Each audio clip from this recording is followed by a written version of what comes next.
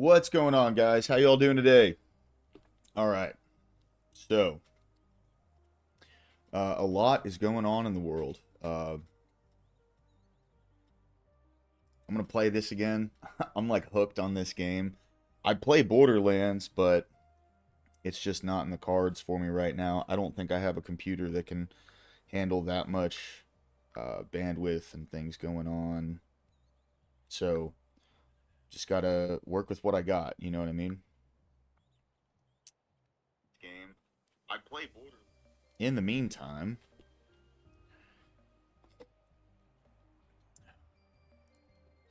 get back to it.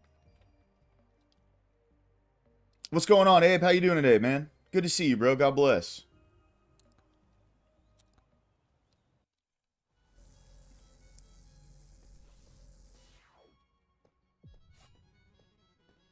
Oh, wait. One sec.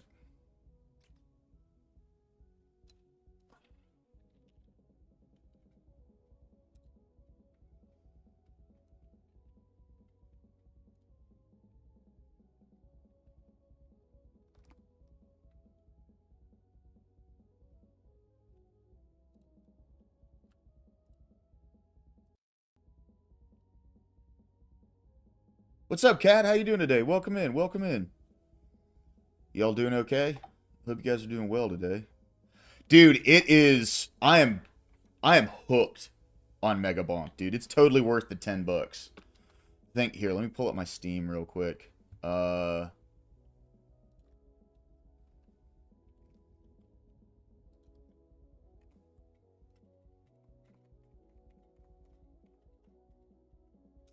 Man, being a jerk. I probably put about like 40, 50 hours into this, dude. Not even gonna lie. Oh, what's going on now? There we go. Yeah, it's just some small dev indie game, dude. Like, I'm locked in on it. Fantastic. I hear you, man. I hear you, bro. Same, dude. Things getting beat up by life right now, but it's okay. God's got me, you know what I mean?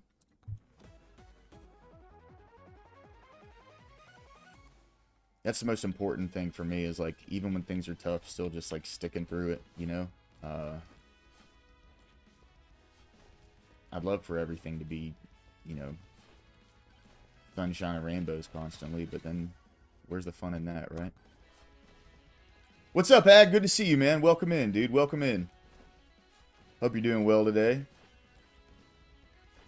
There's a lot of news today, man. I'll tell you, a lot of stuff's shaking up in the world, and I like in a good way. It's not bad news, you know? I'm pretty excited to go over all that. I just wanted to get my mind cleared a little bit before I do that. You know, it seems like that's, to me, that's what gaming really does for me, is it's kind of just like an escape. Not necessarily that like escaping problems is good, but it's just, it helps me kind of like keep my mind clear, you know? Meditation and prayer do that as well, but this is more of like an active, I'm doing the thing, you know? So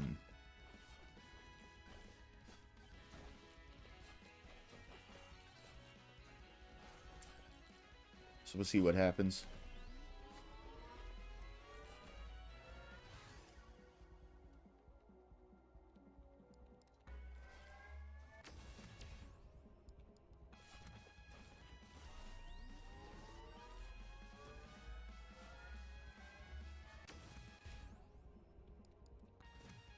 I'm interested to see how all this stuff, this peace deal and everything works out. I hope it works out for the best, you know? So it's been wild watching all this stuff transpire. Dude, I'm getting screwed on my drops right now. RNG is not my friend.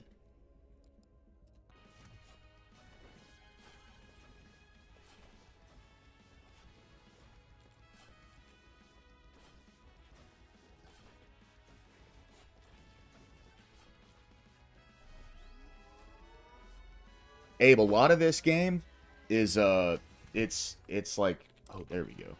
Damage. I need that. A lot of this game really boils down to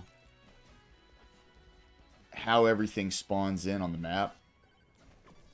So you can get like totally blessed.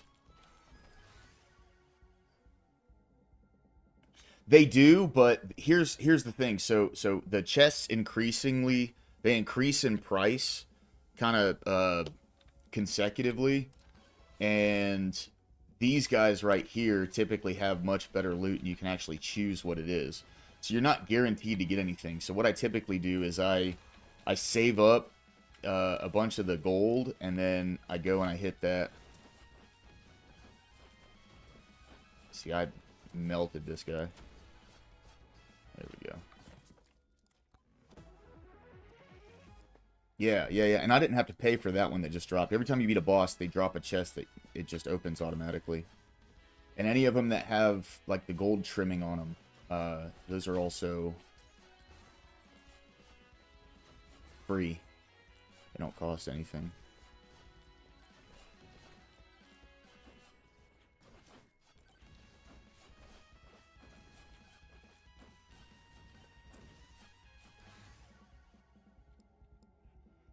Damn, son.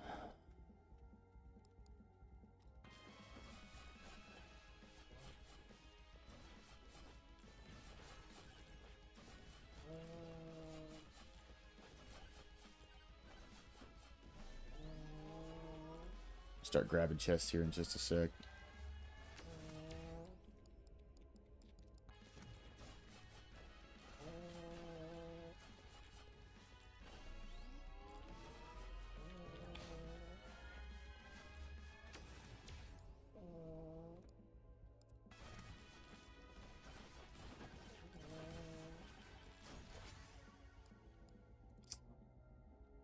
Dang, dude.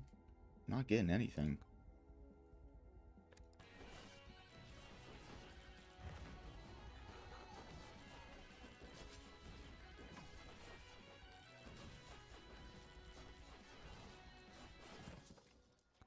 Open up a chest.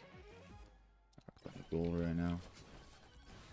I think I'm cooked. That's it. Game over. Nope, never mind.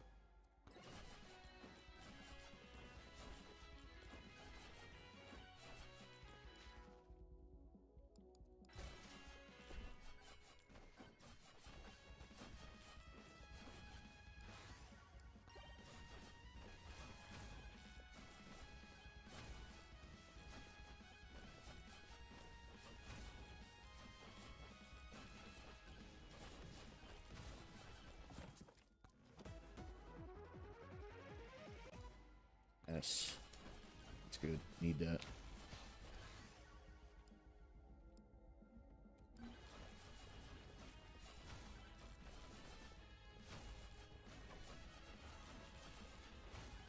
Hey, there we go. It's a little magnet here. When you hit it, it brings in all the experience that you drop from all the enemies you killed.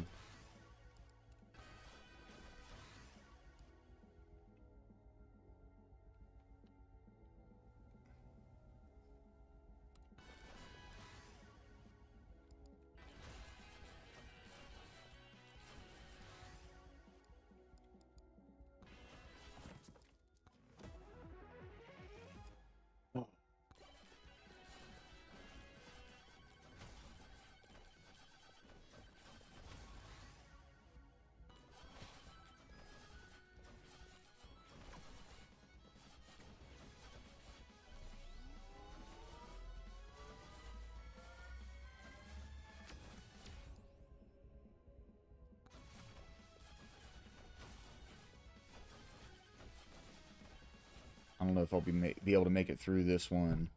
We'll see what happens. We'll see what happens.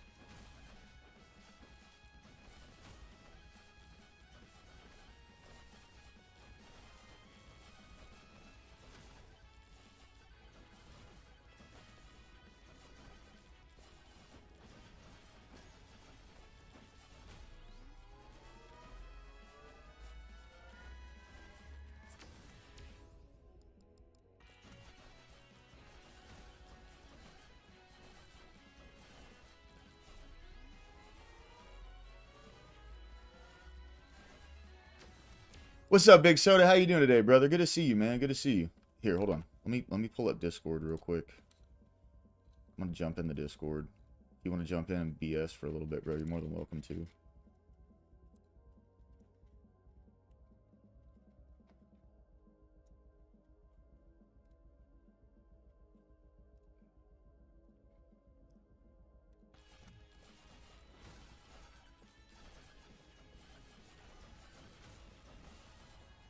Hanging in there like a hair in a biscuit, brother. Got a lot to talk about. That's for sure.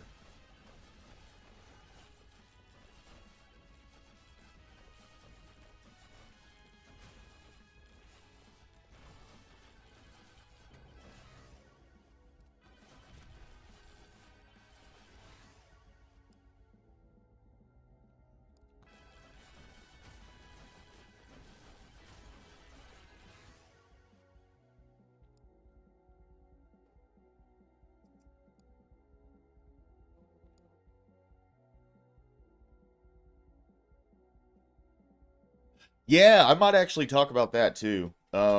It's pretty wild because, you know, it's weird seeing. I don't know why. It seems like this happens, but like, okay, so I got really cool with Jess and with Grid, and they started fighting, and it seemed like I was caught kind of between two different folks there that I like. And this is another thing that's happening. I'm not taking any sides. I don't think that this is something that's gonna blow over. But yeah, Rob's my homie, man. So's Dusty. Dusty's always been good to me too. So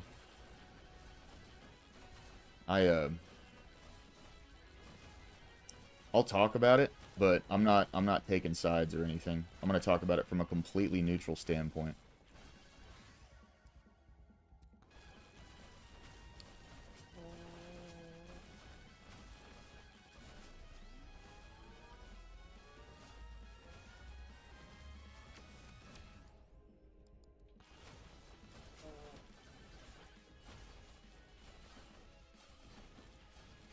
It'd be killer if everyone could just get along, but that doesn't always happen in life, you know what I mean?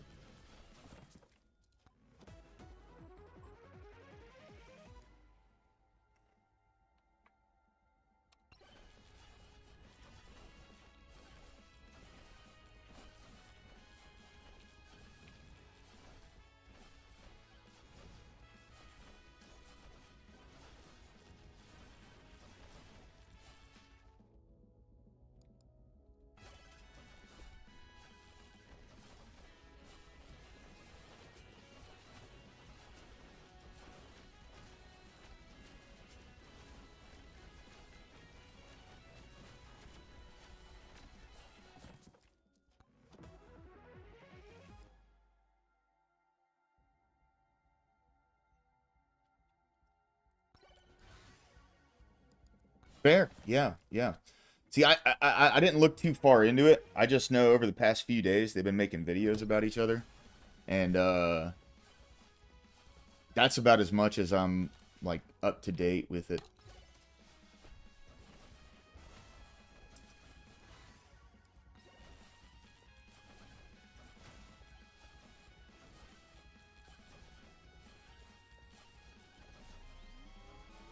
Yeah, I might be cooked, man. I can't find the boss portal.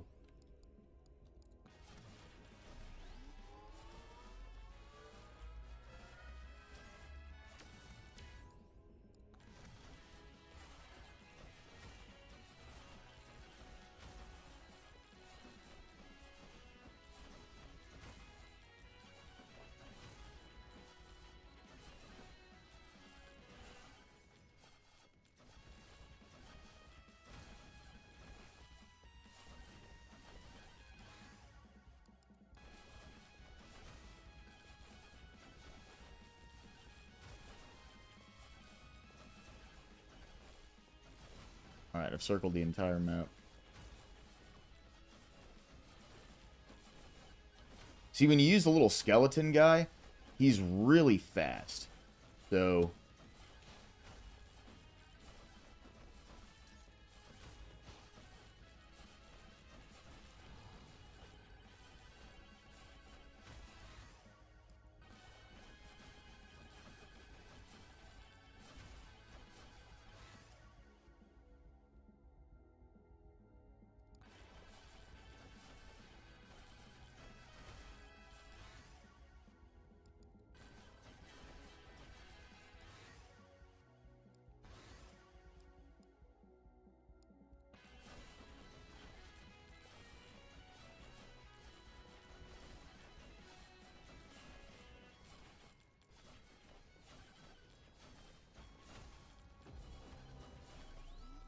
Yeah, I'm cooked. I can't find this boss port. Oh, there it is right there.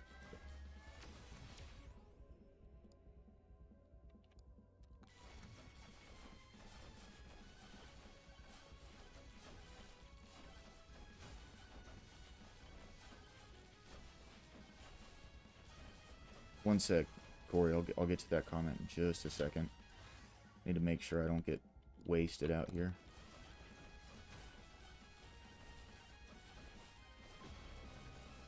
There we go.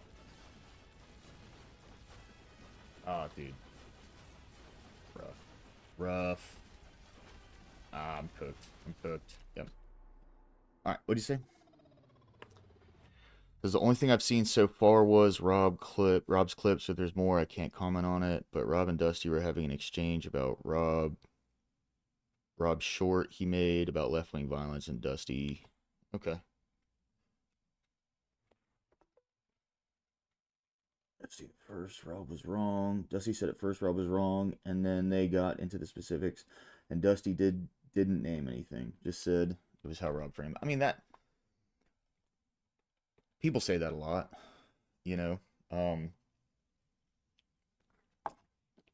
Maybe he misunderstood what Rob was saying.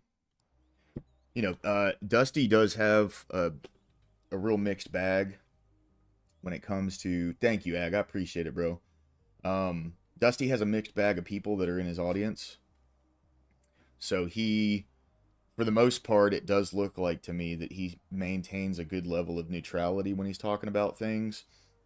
And, you know, maybe that's where that came from, right? I haven't actually seen all of it, you know, so... Screw it, let's just go over it. Alright. Surfing webs. Let's get... this up.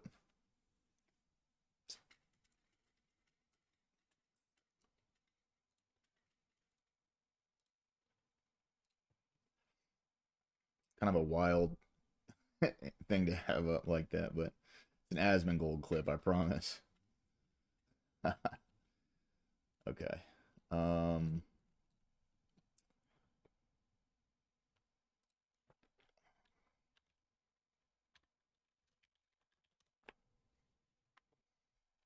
Yeah. Come on in whenever, bro.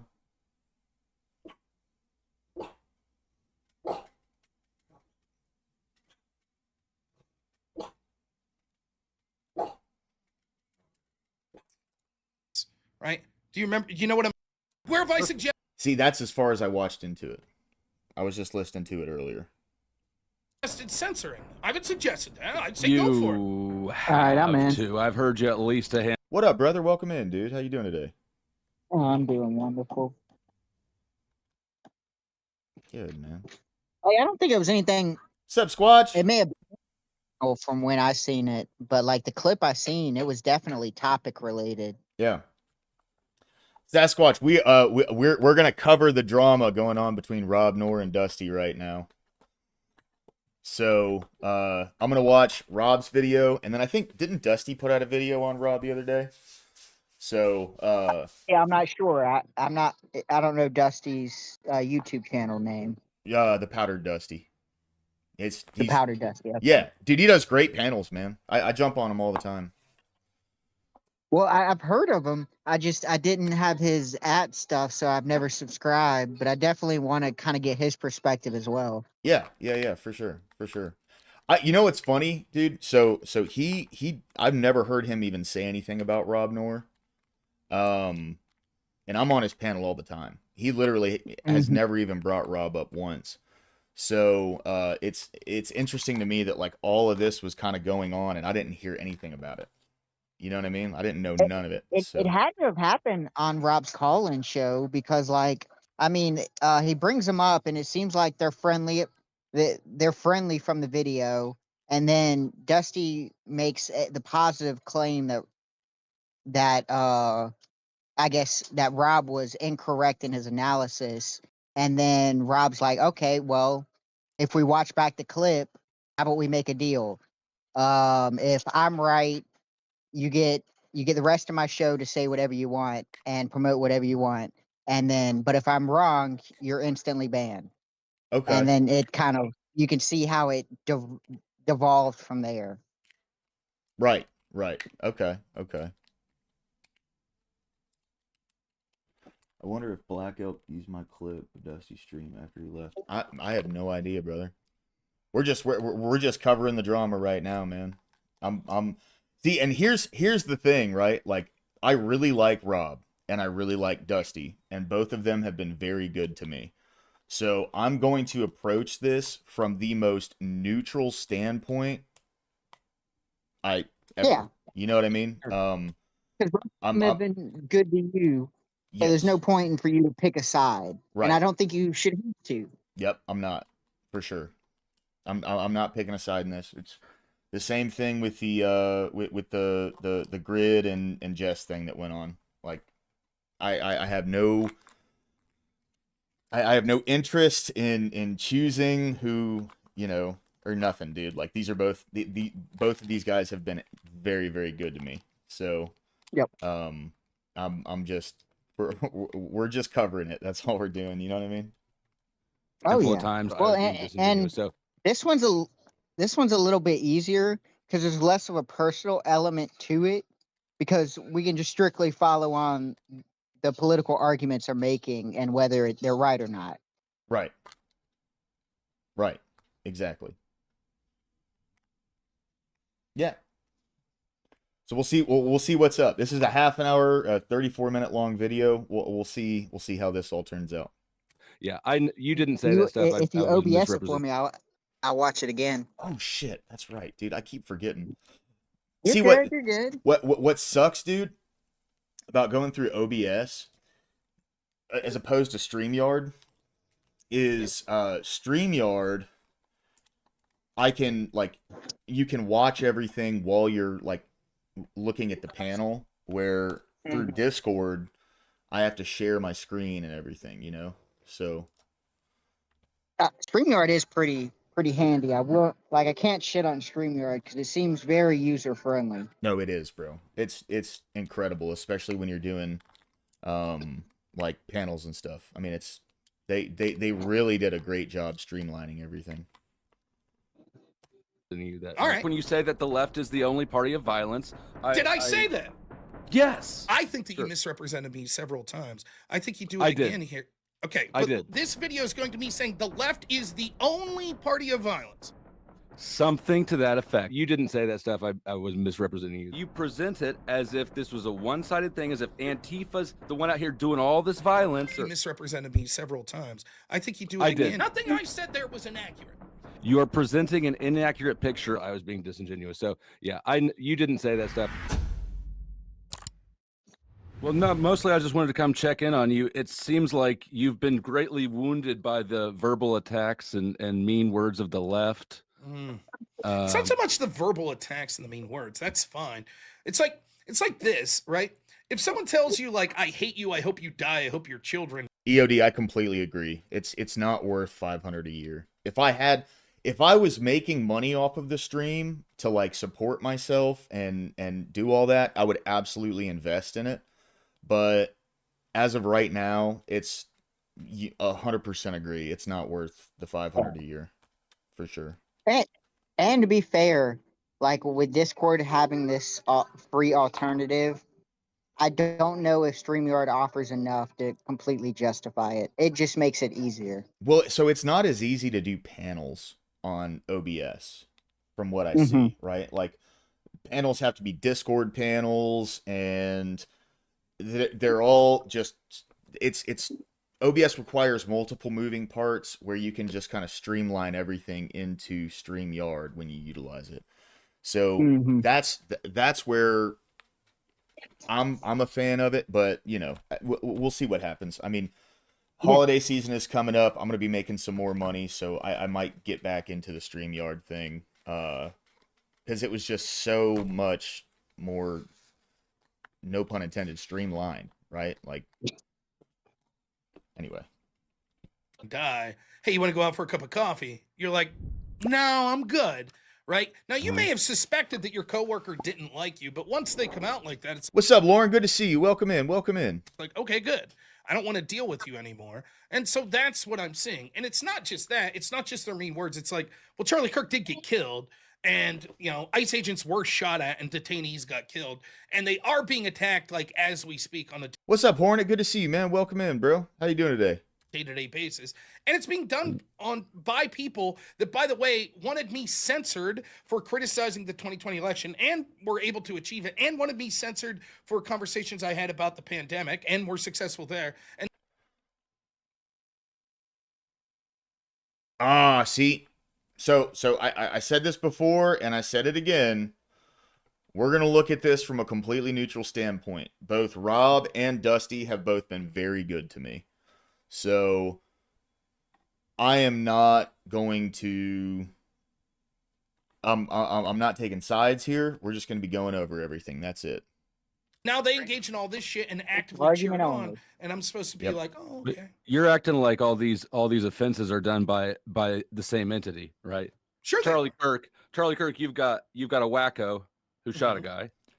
Well, of ICE, course, I don't. Right. of course, you could ICE say is not working with Charlie Kirk's killer. Okay, so let me put it this way. Do you remember the clip on Bill Maher's show where Ben Affleck like sort of became infamous for fucking with why can I never remember Sam Harris, right? Do you remember? You know what I'm talking about? Where Ben Affleck's like, that's racist. That's racist. I don't know if you know what clip I'm talking about, but what Sam was talking about there was he was talking about Islam. And he was like, so here's the problem that we see. Polling shows over and over again that this is a problem with Islam. Just like, and I want you to think about this with the left in the United States and draw comparisons. There's a very small percentage of people in Islam that are actually willing to use violence or terrorism, right? Which that's fine. You could say that about any group. You could say that, you could take the most bullshit centrist politician. There's probably some fucking nut out there, some John Fetterman fan, or there's none of those. But yeah, he's still gonna win, bro. Here in PA. Nonetheless, you see the point. They could do something fucking crazy, even if it's a milk toast, right? So yes, you accept that. You don't blame an entire political movement because there's one lunatic. The problem that Sam Harris is talking about with Islam is the next group of people, and that's that 25%. And this is polled over and over again. 25% of people that are Muslims in countries around the world celebrate and justify those that are committing terrorism on their behalf, right? That's the Democratic Party. When you see Charlie Kirk killed and you see thousands upon thousands of people that are like, yes, this is a good thing and it should happen to more people, that's the problem. When you see when you see polling that suggests 55% of Democrats. Just so you know, Lauren, that's what we're going to be doing here. So I'm watching Rob's videos first, and then I'm going to watch. I know Dusty put a video out, but that's all I really have to work off of. You know what I mean? I don't have anything else to work off of. So Democrats say that they could at least somewhat justify the murder of Donald Trump, and the polls are just they show this over and over and over that's and freedom over. Of speech. What if that's not the problem? That's the solution. Well, that's exactly my point. People are always going to be nuts, right? Right. People are always going to be nuts. Having them do it out in the public is okay. Where have I suggested censoring them? I haven't suggested that. I'd say go for it. You have to. I've heard you at least a handful of times this stream. Said what? Complain about these people being allowed. Yeah, Lauren, stick around. Stick around. We'll go through everything. You know. Allowed to be on YouTube. No, I said that the way that the You've done that about Destiny. Okay, right. The way that the enforcement went, that Parlor's kicked off and Gab's kicked off, and that people like me are kicked off for benign offenses while people are allowed to call for people's deaths. Do you think that you right now should be allowed to call for the murder of Donald Trump and be allowed to remain on YouTube? Is that what happened? I'm asking if you think that.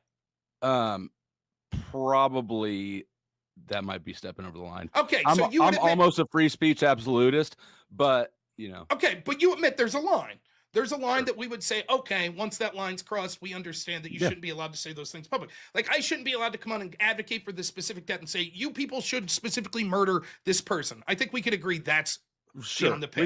We can agree with that. Right. Specific calls to violence are no go. Sure. So then the question becomes, at what point do we enforce those? Now, I would even say that I'm probably looser than some people, because I would say you have to take into account whether or not someone's being hyperbolic or joking, right? Right. Like when Sam Hyde says, you know, after that boxing match, I want Hassan next. I'm going to skin him and wear his suit like an Irishman.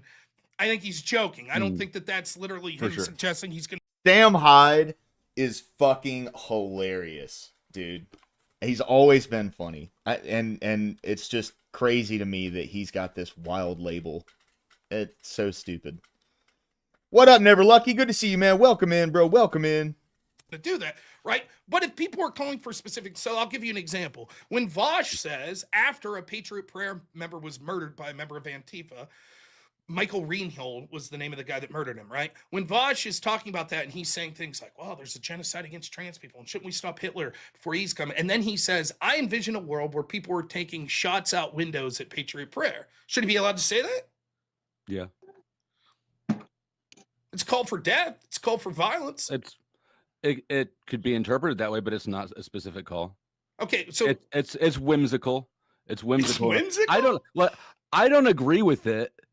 First of all, but somebody sitting around fantasizing about a chaotic world, yeah, I'm fine with that. I'm definitely more fine with that than I am with what I want. But this is why I dispense. This is why I like talking to you, but I dispense with your argument here because the very people that wanted me censored for almost nothing, now you're like, well, you shouldn't call for their. I'm not actually calling for their censorship. What I'm doing is pointing out the double standard. I'm saying that if it's going to be enforced upon Gab and Parlor and people like me and millions of other people that we were censored, how can the same groups that did that look at people that are saying shit like this and say they're allowed to stay on the platform?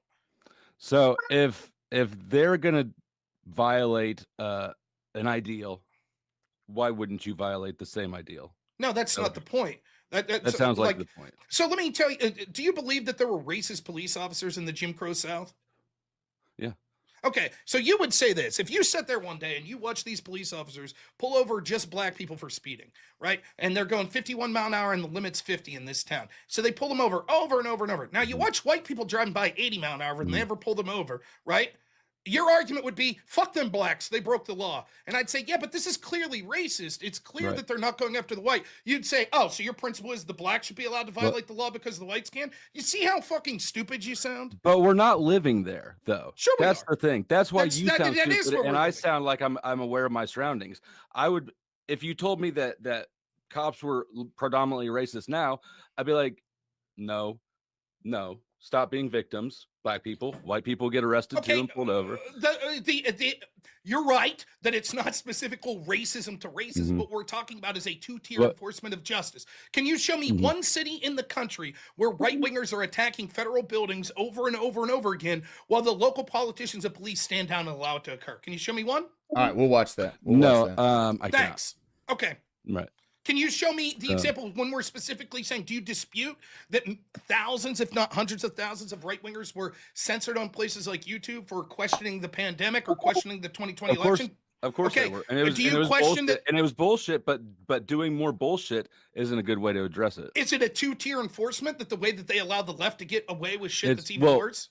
With YouTube, I don't even know if I agree that it's left versus right. I think it's, as well as I do, YouTube is just fucking wild with how it enforces things. There's no consistency at all. But it's certainly, it may be true that I think that it's less left versus right and more about institutional bias versus people that are against the institution. For example, you can see left wingers like Jimmy Dore that would get fucked as well, right? But it's basically those that are criticizing establishment points of views, right? And like, I don't know how you could say like, well, it's not the same as like the example you give in the Jim Crow South. That's literally the exact same sort of foundational concept that we're talking about. We have one person that's like, I want people to shoot at conservatives. I want that. And you're like, there's a sense of whimsy, right? And I'm like, nonetheless, he's even if you believe fantasizing. that, He's you'll weirdo, he's allowed to fantasize. acknowledge that people were kicked off.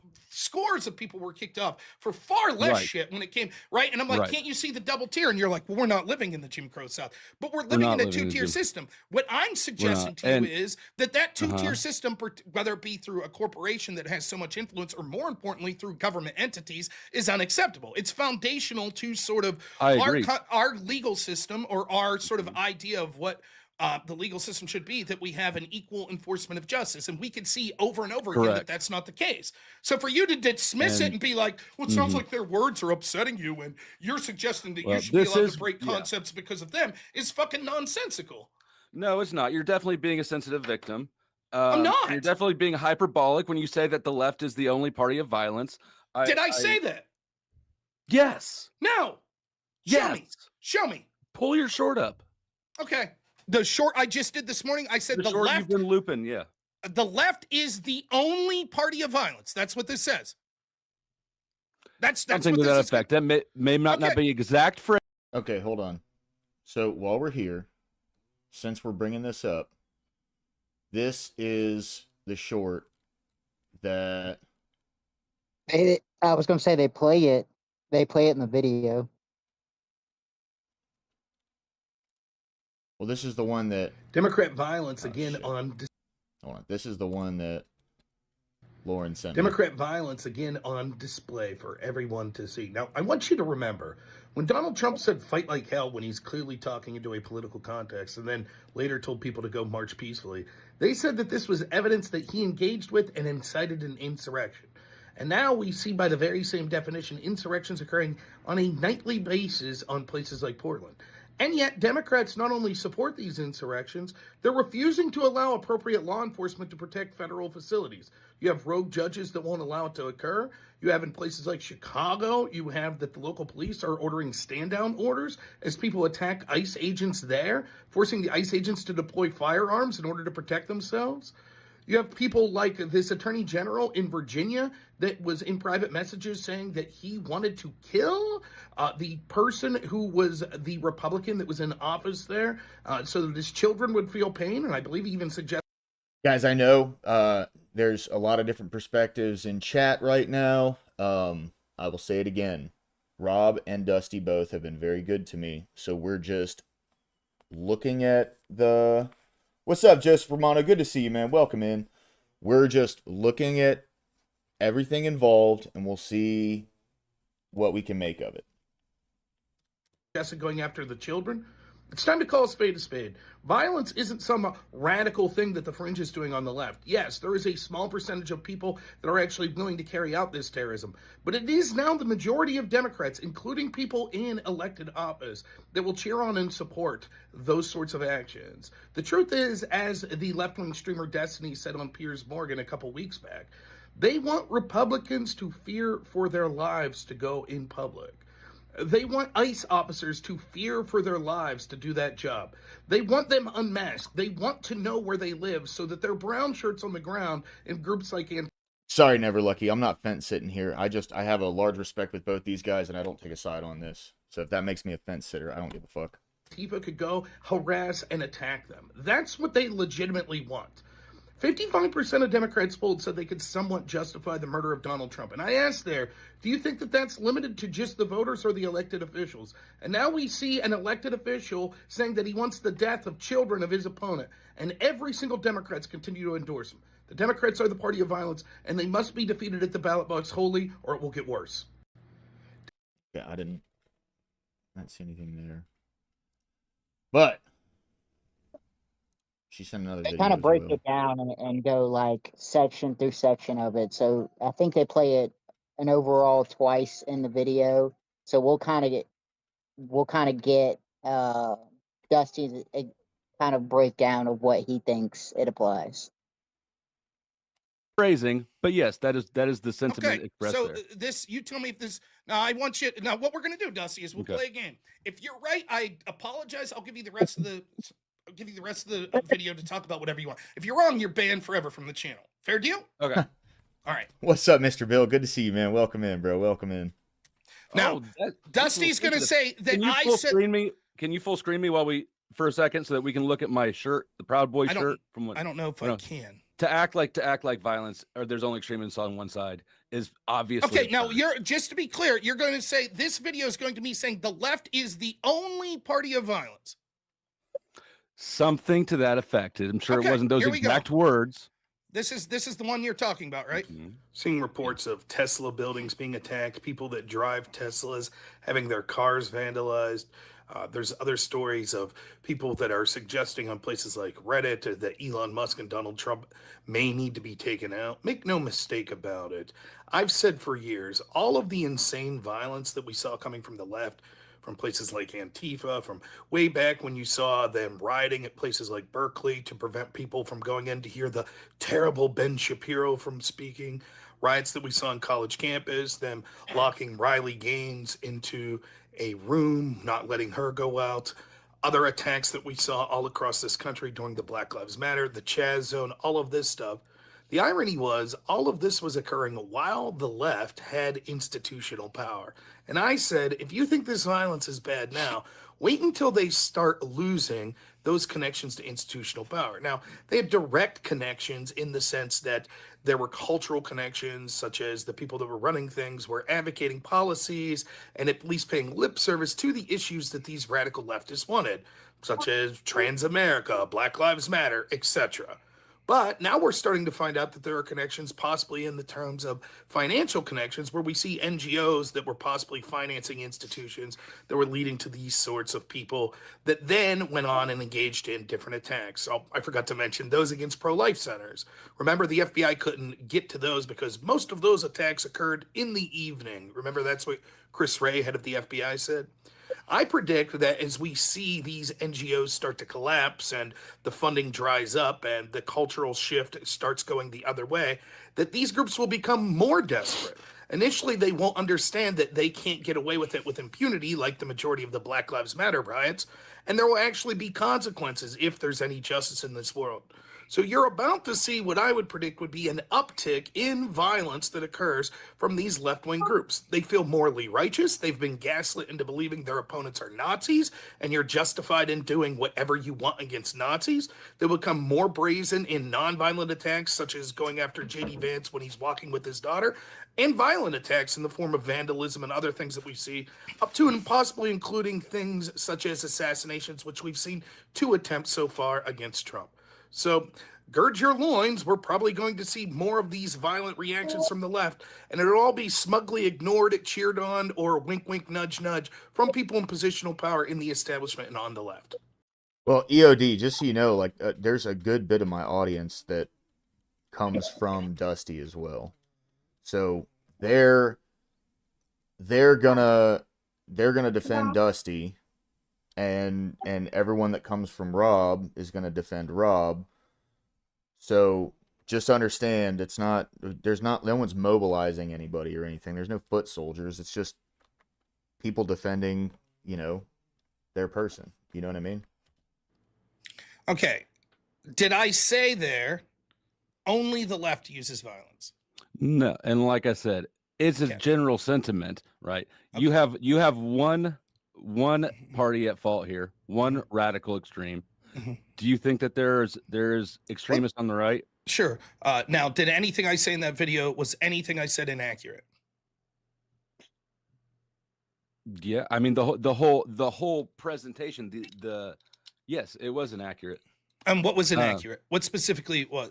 Do you want to play it again, and then I'll pause after each statement? You can show me which is inaccurate. Give me the first part again. With Seeing reports of Tesla buildings being attacked, people that drive Teslas having their cars vandalized. There's other stories of people that are suggesting on places like Reddit that Elon Musk and Donald Trump may need to be taken out. Any of that inaccurate? No, I hardly see why that's. Hold on. Okay. the inaccuracy may be the wrong word. People being kooky, people expressing kooky ideas. That's not a bad thing. Do you agree with that? No, it could be neutral, right? That's not what we're talking about. We're talking about not just people expressing bad things, but then carrying out actions upon them. For example, there were hundreds of Teslas that were vandalized. There were multiple Right. Tesla factories that were firebombed, right? Right. When the left says, it's okay, we're going to joke around about it and say that that's fine. That is, by definition, political terrorism. The idea is to make you afraid to express a certain political point of view. Now, as someone who's talking about free speech, such as you're doing here, you would think that you have a huge problem with that. You would say, that's outrageous. People, just because of the car they bought, being threatened with violence and intimidation in order to be silenced to not even purchase that car. You would think someone who advocates for free speech would say, you're right, Rob, that's a really big deal. Now, my guess is we could go line by line through this, and you'll say each time, I'll steel man your position. You'll say each time, yeah, you're right. What you said there was accurate. However, I feel that you're giving a false impression Rob, by not including. So wait, is the thing? I'm just trying to get this straight. So is the thing that he said something and they're arguing about whether he said something, and then he pulled that short up, and now that's not the short, Lauren? Is that the thing? I'm just trying to get things straight. What up, Rude? Good to see you, man. Welcome in, bro. Welcome in.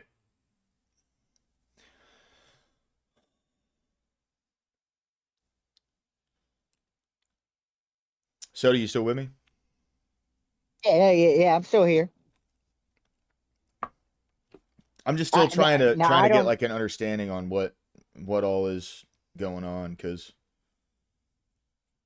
it kind of, you can.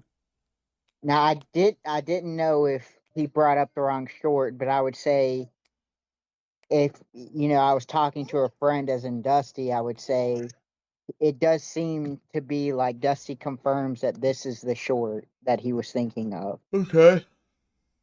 And so I don't. If he meant another short, I would say, well, then I see a lot of the confusion being, well, it seemed like Dusty made a position on a short that he didn't quite.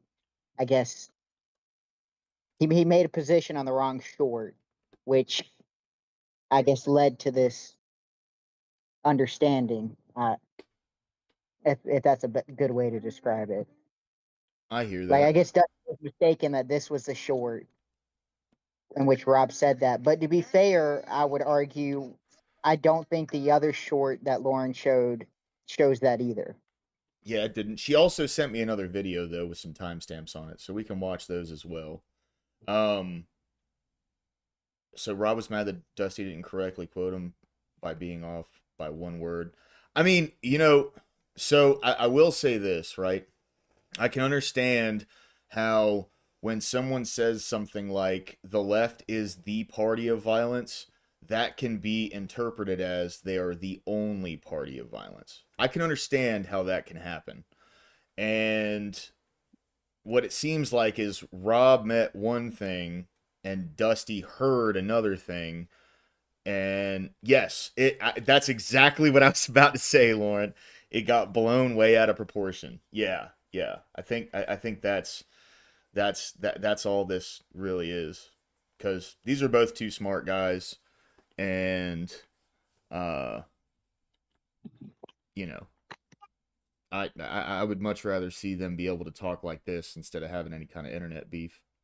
You know what I mean? Well, I do know there's a part 2 to this video that Rob has not posted, in which Dusty comes back on after his, I think it was like a 3-day ban or something like that. So I'm still waiting for a part 2 to see kind of what's established in the second video. Yeah. Which sucks. I mean, this is like me and you. We kind of get in. I wouldn't say get into it, but me and you. Yeah, I watch a short from you, and I claim, oh, well, in this short you said that you like eggs and bacon, but then I take it as, well, you think eggs and bacon is the best breakfast, but in reality you were just saying I like eggs and bacon, and Right. then we just kind of have a fundamental disagreement of what we both meant by that. Yeah, yeah, yeah. I mean, we'll see what happens, man. We'll see what happens. You know, I uh, I would just rather not see these guys go at it because they both. Rob is too careful with words to not know that would be the implication of saying they're a party of violence. I mean, that's fair, right? Um, but But then, it also requires an assumption, because yeah, if I say that BMW is luxury vehicles, that doesn't mean that all other vehicles aren't luxury vehicles. No, I have to look at it. that's fair. But I mean, Does I that make will. sense?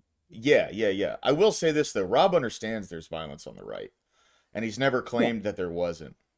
You know, so when he says something like that, he's.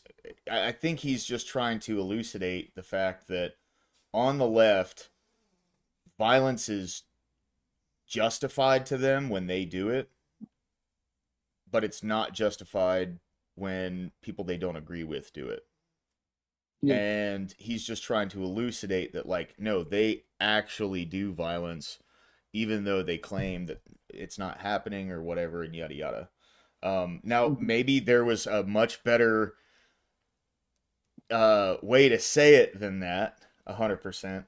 Like, I agree, because there's a lot of people on the left that are not violent. There's a lot of people on the left that are actually pretty like rational and level-headed, and that's not like me taking sides with the left here. It's just the truth, Yeah. Oh you yeah. know. Oh yeah. Um, What's up, so lower class? How you doing, man? what up, EOD? How's it going, dude? Pretty good, pretty good. But yeah, so that's not me taking sides with the left or anything, but I can understand where this really what it seems like to me is just a breakdown in communication and and instead of each other going, okay, well, here's what I got wrong, here's where you went wrong, we can like come together on this and talk about it. I, It seems as I think though it might it, spiral into something else. if I could add one thing, I will say though, I think the bigger error is on the person who assumes a position that someone hasn't taken. So if like if me and you are going back and forth and I say something, but you interpret it a different way and then you make the assumption that that is my position, I will say that's probably more your error than my error. Because if I don't explicitly say it like that, then you've had to make the kind of assuming leap to then have that apply in that metric, if that makes sense. That's fair. That's fair.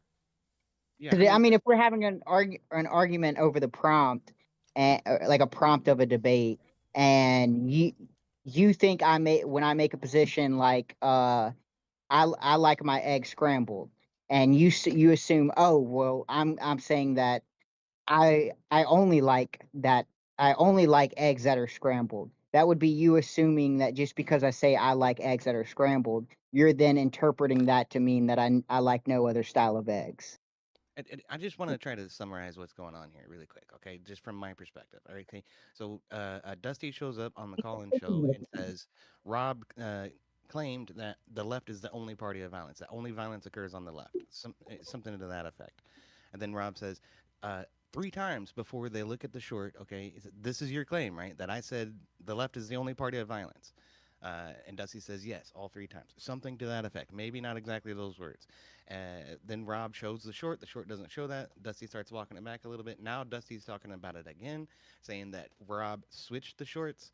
And so here we are, right? So we've seen both the shorts, we've seen Dusty's claim, and we've seen Rob and Dusty sort of establish that this is the meat of the argument, right? Yeah, yeah.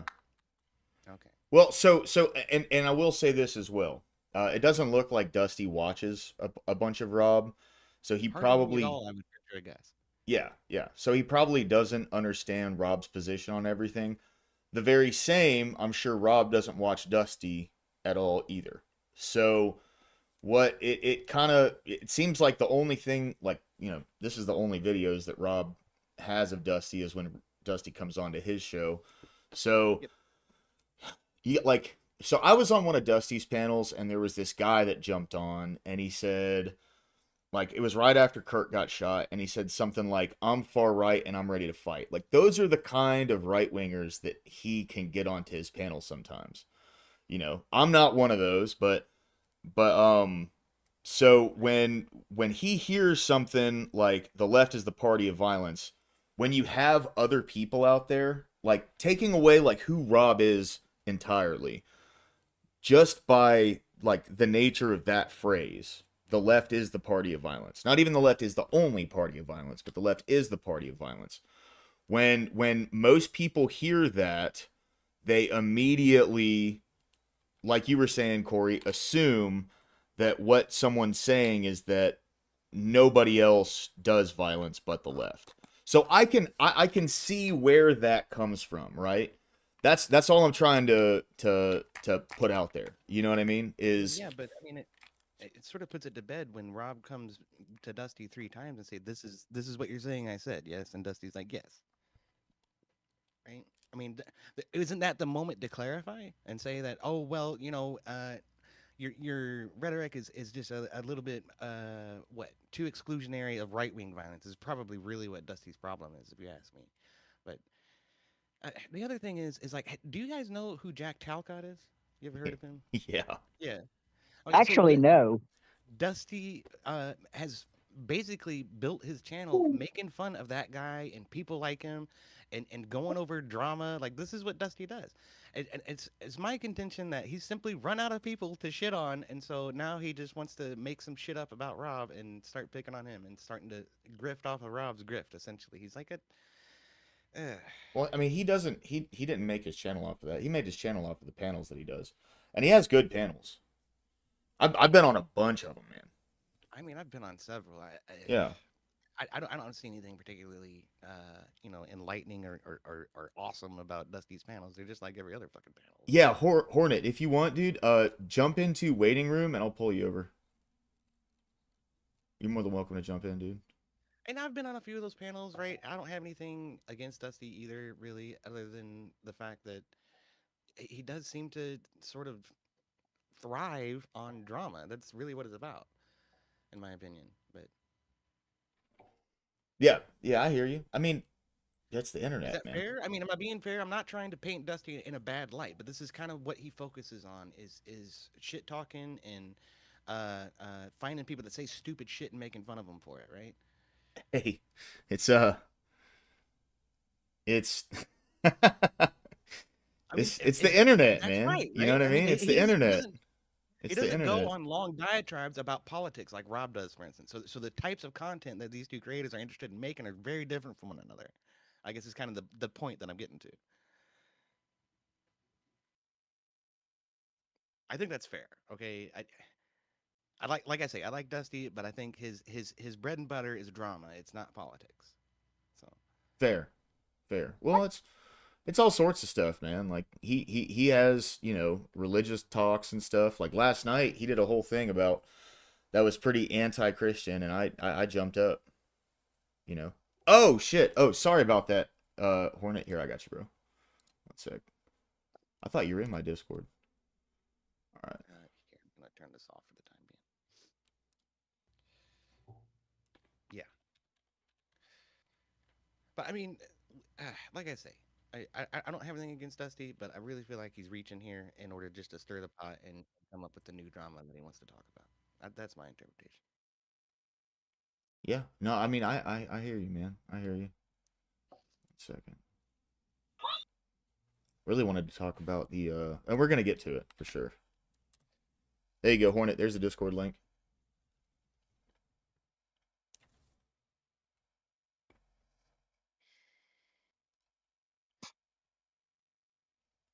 I could have sworn you were in. There he is. Welcome in, dude. How you doing today, man? Good to see Oh, was good. you. Another day, another dollar, you know. Yeah, I just needed to clarify something because yeah, I get the point you're trying to make, but okay, let's say let's use the car example, right? You have two cars in front of you. I say this is a luxury car. In your mind, the other car isn't a luxury car, right? Like, Right. the implication is that one of them is in a luxury car, one of them isn't. That is the obvious implication there. And it is inflammatory language, and I get it. Like, that's how you get fucking words out. But I don't know, feeling like I don't feel like this is something that's unreasonable on Flo's side of being like, yeah, you're Okay, it's not unreasonable to initially make the incorrect assumption, but when you're asked to clarify your position 3 times, when you're shown evidence that's contrary to your position, and you still want to hold that position, and then days later you're going back over it and doubling down and saying this was the correct position, I was right, and he switched the shorts on me. Now you're disparaging and misrepresenting the truth yet again, like. This isn't. Well, he did say To my mind, it's something of intentional at that that point. sort. Okay, He it's said of intentionally something of dishonest. that sort. Like, that's and Dusty actually clarified. He was just like, that might not be the exact quote you're saying, but he clarified it's like something of that sort. And I agree, at that point it does fall within what he would be arguing, because it is inflammatory. It is meant to show that one side is the party of violence. One side is okay with violence. We have polling data. We have testimony from representatives in Congress and leaders in the Democrat Party that attest to this. So it's like what Rob's trying to point out is how ridiculous that is, and that it needs to be walked back a little bit. And the rhetoric on the left is responsible for violence Yeah, on the but left. that's not Dusty's That's point. the main thing, right? That's the main point. Dusty's point saying that that he's actually being inflammatory with that, right? Saying that that one party is the party of violence. Because that is the Again, obvious he never implication made that the we claim could that all the agree here. Democrat Party was the only party of violence. He didn't say that it only Well, no, occurred on that the is left. the obvious He said, implication. to clarify, That's what he I'm said saying. that it has become normalized on the left, and that's alarming. Like, that's Rob's point. Like, we don't stand. Okay, so like Lower Glass was saying, there are violent people on the right. There definitely are.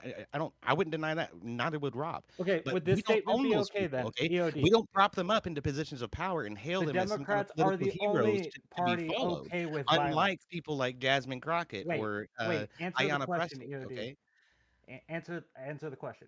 Would I was the making a statement statement. then? Like, I was Wait, trying to get through my statement before you interrupted me. So if you could wait would for a this pause and then ask the question, I'll be more than happy to cooperate. would the statement of saying the Democrats are the only party that accept violence be the thing there? I don't know. That doesn't sound entirely incongruent, but that was not Rob's claim. That so Okay, so that's not Rob's claim either. So I don't know why you went on that diatribe. That's what I'm trying to get at here. That so you you went You're on like adding the you reframed only. what I'm You're- saying, and then I that told you that that's not exactly because right, and so now you're that's the saying that that's not contention of right. it. I mean, That's the whole contention, that Dusty heard the phrasing of the Democrats are the party of violence. When we have a two-party system, yes, I'm obviously going to think that the other party is probably not the party of violence, right? And you're being like accepting, adding the extra context. So I'd be like, okay, let's add that extra word. Does that make it better? No, it doesn't. Like, well, I don't. It would still it's closer to rely the on the word. assumption. You're still relying on the general assumption that that's what you thought he meant.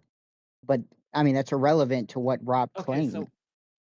so what did Rob mean in that situation?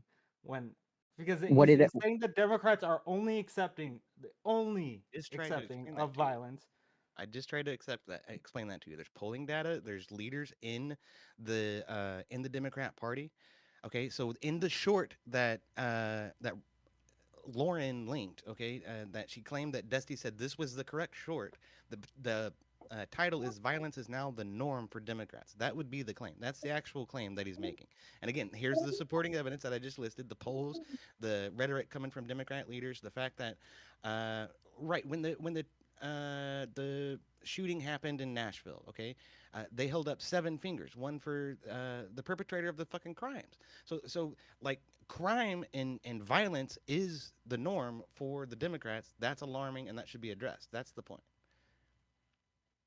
Okay, that's perfect. That's a perfectly fine At statement to no make. But point is the claim made that the right is not capable of the same. But But you know that, like, I actually wrote out the quote. The Democrats are are the party of violence, and they must be defeated at the ballot box wholly, or it will get worse. What do you think the implication is there? Is that the Democrats are violent? I think it's pretty self-explanatory and self-evident. I don't know what you want from me. No, what? That's why I'm Okay, just so like, what you want is for me to it say should be. that what that means is that the right, it's a dog whistle that the right is not a party of violence, and I don't agree with that conclusion. I think the statement That is is self-evident. that is that is what the statement is saying. Like, I don't know what interpretation. I have to be like as charitable as I could be to Rob Noor. And here's the thing: if this was just some random person, I think I would grant a lot of the things you're saying. But Rob is way more careful with his words because he's a debater. I actually he's gonna be a lot more thoughtful through the process of actually thinking out a sentence, and that's not just something that like a random person like me or you would do. So you're blaming Rob for context that you're reading in between the lines that he never actually said. Like That is the context of the thing. Like that is what he's saying there. I'm sorry. it's That's how not it's. it's not what he's saying. He's saying that the Democrats accept violence, and this is not cool. We can't let them maintain power, so we should have somebody else in power defeat them at the Why should the ballot box Democrats not maintain power? What is the implication there? because they normalize That they're violence. violent, right? Because they're Mhm. normalizing violence. So that means that party, that one party, is accepting of violence, which would mean the Democrats are the. Come on, I don't have to walk you completely through this, do I? It's your argument, so yeah, you kind of do. Okay.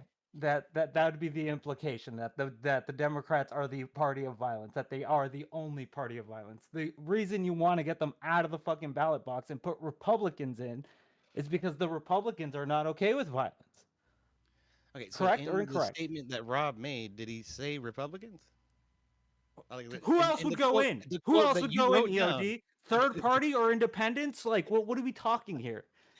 Rob generally does describe himself as libertarian adjacent. So, That damn Green Party always bombing buses and shit. well, you say that, but there have been some alarming activities from climate activists. So, I, outside of I was just never mind. That like it is crazy the amount of loops that we're making for this. Like, yes, I'm that is not the making obvious any loops at implication. all. You're the one who's making loops and drawing context and reading in between lines and trying to infer something that doesn't actually be presented by Rob. I mean, I Because don't. I can actually, Even because you I can yourself actually said that think. he's careful about what he says, and so he I just means because what I comes out can of his think fucking that's mouth, the right? reason. Can I put my 2 cents on the table for you guys? Go for it. Oh, Yeah. please do. I think Rob We're just running around in circles. should have worded what he said differently. And I think Sure. I understand why Dusty got the way that he interpreted it. I understand where that came from. Even though he interpreted it in a way that Rob didn't mean it, I'm not saying either. Technically, I'm saying both of them are wrong, right? That's the way I look at it. I don't think so. Did you see like Crowder's most recent return to campus with his change my mind stuff? No.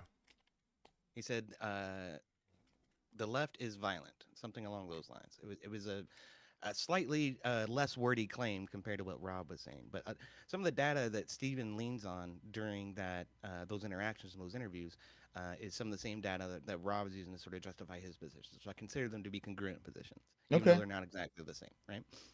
So part of what Stephen's argument is it has it's not that the right is not violent. It's that the left praises people who are violent and syndicates and accepts violence, like in polling data. Is political violence acceptable? It's like a YouGov poll. YouGov ABC, okay, is not a right wing conservative polling company, right? But still, they found the majority of Democrats do favor violence at some point in support of a political gain, whereas it's the vast majority of right wing people do not. So that's an interesting comparison, right? Yeah. Yeah, like here's the thing. If that was the statement, if the statement was the Democrats are violent. That's a way different statement than what we heard from Rob, right? I Like don't that's think why I'm just saying again. I adding just that, described how I believe those adding are the congruent additional, positions. But adding the additional context behind all that, where they're party of violence, right? he did You're add bringing up the two. the Yeah, that's what I'm context. saying. That brings up the Rob added the implication that there context are. Yes, in the that's what I'm short. saying. He's saying I'm saying that the phrasing that he's using in there, not the context of everything that happens, because you can say the Democrats are violent, and I think that would be an okay statement. I don't think anyone would be arguing with that statement as much as we are right now about the phrasing of this, because when you say the Democrats are the party of violence, that adds another fucking level to it, where you're saying that they are the party of violence because there's only two parties that Okay, so we to me, even it sounds like consider. you're nitpicking words and trying to throw your hands up over No, a it's meaningless not. distinction. Okay, it really does. Words are And to be important. fair, what we're arguing about I'm isn't sorry, words are exactly what important. Rob The had to way say. you It's phrase about the things fact are that important. Dusty disagreed with the assessment and the evidence that was presented against Yeah, his no, own feelings, like right? I'm not even trying to get into the argument of whether if I agree with the statement or not. I'm just literally talking about the statement and whether Dusty has an argument for the statement that he was saying, because he even when he went up there and said only, I was just like, Let's clarify the okay, difference here. this I Okay, I don't care about the Republican or Democrat part of this, right? Like it's literally I meant just the the difference phrasing in that the he's statements between Steven Crowder and Rob Noor. You said that Steven Crowder's statement was that one made more sense to you and was more, no, I would say in that would be line with more the okay. context, right? I would say that'd be more okay.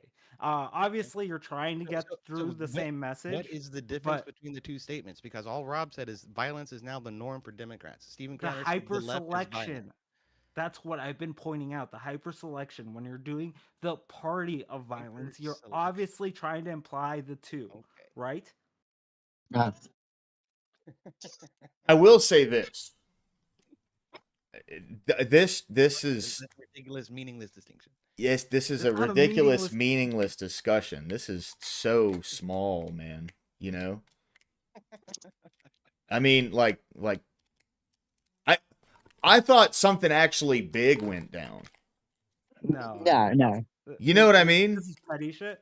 This is Yes. petty shit. Like Yes. honestly, this is the most petty shit from both of them. Yeah. But like, Okay, so great. So Rob didn't go on Dusty's call-in show to bring it up. yeah, And to but raise a Rob big just point made a about it. video. Shut the fuck up and stop being a Rob makes a cocksucker, video about dude. every person who calls in. If it's Yeah, something that Black Belt can make a video come on, about, this Black is Belt can make petty. a This video is about it, petty, okay? dude. So This you can admit that's that the one much. thing about Like, that. The other thing is that Dusty continued to be butthurt about it and continued to spread lies and misrepresent the fucking truth about it, and so here we are. So if you want to say I that don't think Rob's I've. one perpetuating this, that's completely false. Rob is the Dusty's one the one who talking started it. about He's the it one who sparked it. currently. He's the one who's keeping it going. And I'm telling you, the reason is Jack Talcott hasn't been around in 6 months, and he's running out of people to shit on. That's really all it is. What are you talking about? Jack was literally live yesterday. I don't know what the fuck you're talking about. He has Well, whatever. plenty. He was That just on. shows you how much He I was watch just on Dusty. I mean, I really OTWs. don't give a shit. Exactly. That's what I'm saying. You're reading a shit ton into it. I am not. I'm not reading a shit ton. I'm not the one who's putting words in Dusty's mouth. I'm listening to the words come out of his mouth, the claims that he makes, and the You were assertions that he makes, literally saying that he and was him saying being proven only wrong. as the. And You then were saying people like only, you are in and here then saying like, you "Oh get my god, this corrected. one word makes it totally fucking different, man." Like, no, it doesn't. Because you kept saying only as well. You did the same thing. Oh You my God. understand that, right? Where he said only, and I he said yes. And when Dusty clarifies, he's like something to that effect. Couldn't that mean generally anything? Get back, out, one. Something that would imply the same thing that he's saying. So this I is agree. what I was trying to say earlier, where like if Dusty watched more of Rob's content, and I'm not saying he should, and I'm not even saying that Rob should watch more of Dusty's content, they would kind of understand like the context of what Rob was saying, because he did say those words, like the left is the party of violence, right? He said that. Sure. He said that multiple times. But he has never, not once, the entire time, like, I've been watching him for, like, 2 years now or something. He has never denied that there's violence on the right. That's violence on the right. Yeah. Yeah, I he's agree. never Like, denied that. That's why I'm not trying to get into like the contextuals of like what these people actually believe. It's just like how the phrasing is said and like And how it that could be could come interpreted. across to someone. Yeah. Yeah. That's what I'm really just arguing about. That's why I was like, I don't really care about the arguments because you know me. I'll argue against the whole Democrats all believe in violent shit because obviously They the don't. lefties gonna fucking do that. Yeah, yeah. But, They don't all believe in that. I know that for a fact. All my real life friends are fucking left wingers. So. Yeah, that's what I'm just like. I'm a liberal. I could argue for the right being super violent too. Yeah. Like we could have those arguments, but that's not what this particular conversation's about. This one, I was just like, I just really just wanted to come up and be like, yeah, this is like again, like when you use the car example, I think that's a pretty good example. It's just you have to narrow the scope. I can't accept this complete dismissal of the context. Is that all you're doing is reducing the argument down to bullshit semantics about where what word was placed in which sentence, and that's completely fucking worthless. But that's what this whole argument's reason- about. there's a EOD, reason that's why what the there's- whole argument's That's what it's about. Yeah, The like, whole what argument's fuck about are you talking semantics. about? Great. So there's a reason why the rhetoric on the right is getting to where it's at, okay? And that's because violence has been constantly accepted and dismissed and approved by the left. So saying that none of that matters to what the rhetoric is or how it's coming out, you're completely throwing away the essence of the actual fucking argument. EOD, that's why I don't want to have this conversation because I don't want to argue why the right is okay with violence too. I don't want to have that conversation right now. It's because you can't justify it. I have polling data yes, I from can. polling sources that justify Okay, fuck it. We'll go there. January 6th. Why did we pardon people that were fucking violent? Right? Like I can go down these stupid fucking trails. Back to that, doesn't it? It always comes back to that. Yes, I could go down the stupid trail. That's what I'm saying. I don't want to go down the stupid trail again. Like I don't know why we do this. How about this, guys? We've been funding wars and killing people all over the world for over 100 years. So we want to talk about what side is the party of violence. I mean, that's just the reality of it, dude. Like, you know, so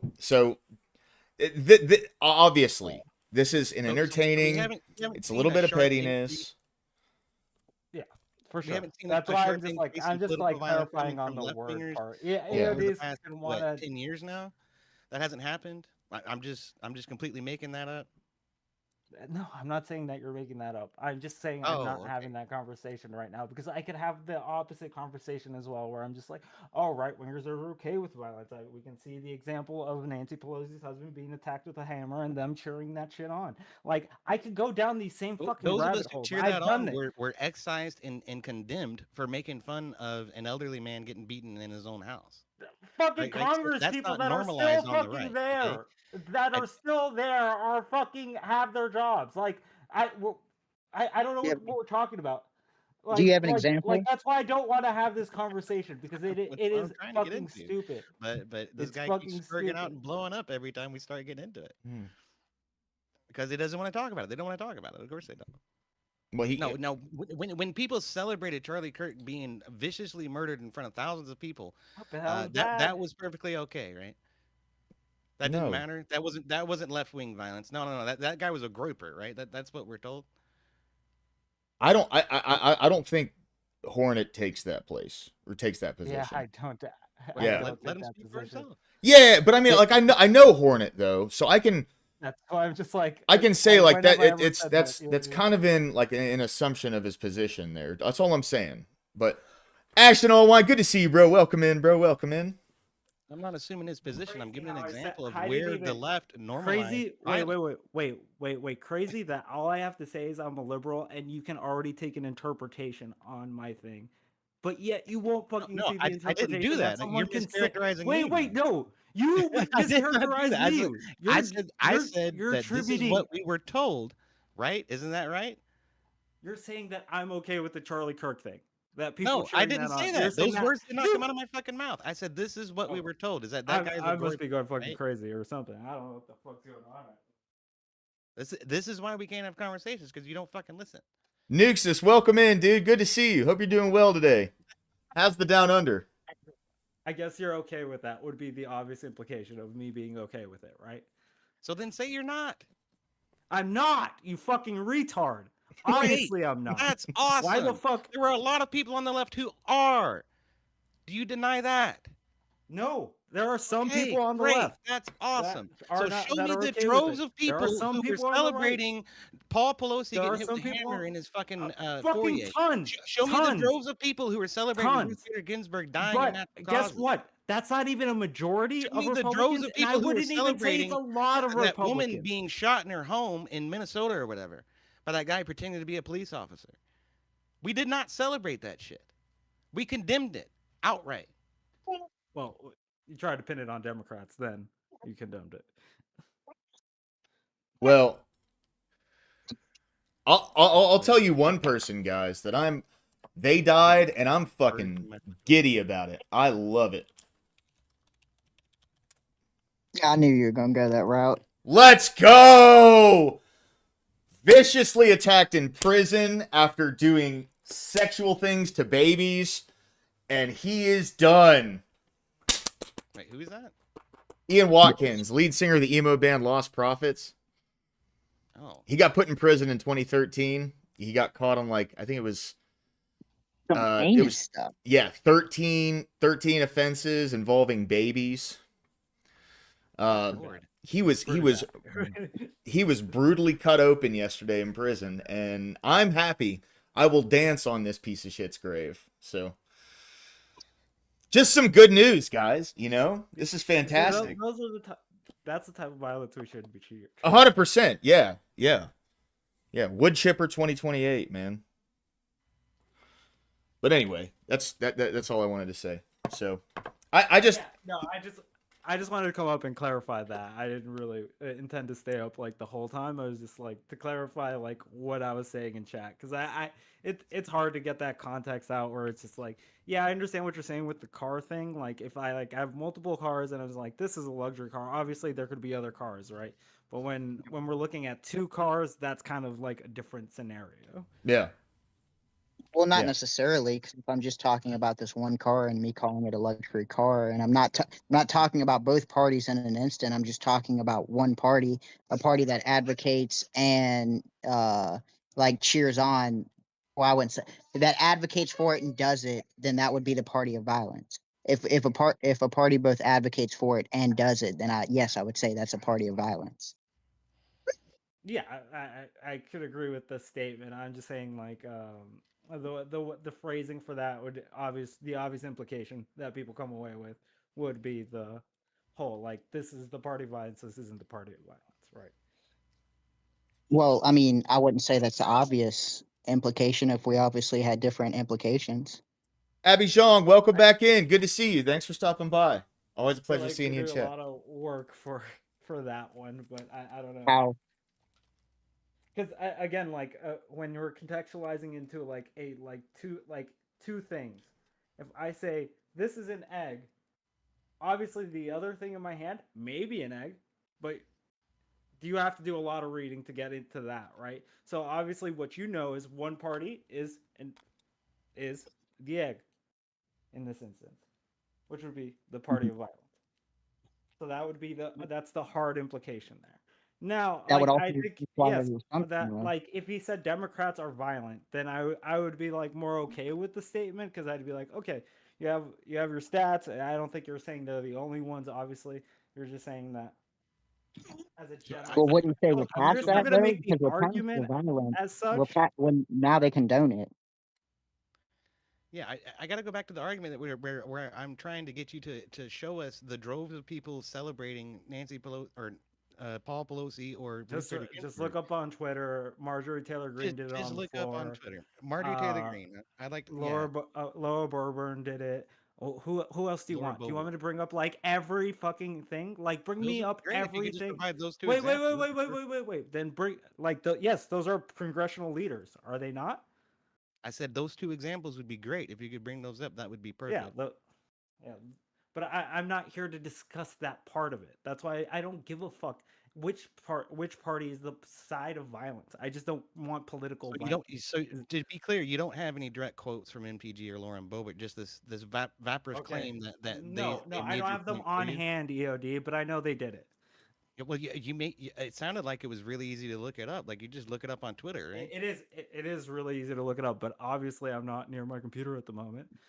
That's why I'm not trying to be on here for too long. I just wanted to clarify the contextual thing that I was saying. Just You wanted to fucking come in here and retard. throw a fucking Molotov cocktail in the room and then run away. No, he didn't run away though. He might have thrown a Molotov cocktail, but he didn't run away. Yeah, I did throw the cocktail, but did not Well, run away. now I'm asking you to support your fucking claim, and you can't do it. So that's cool. I appreciate that.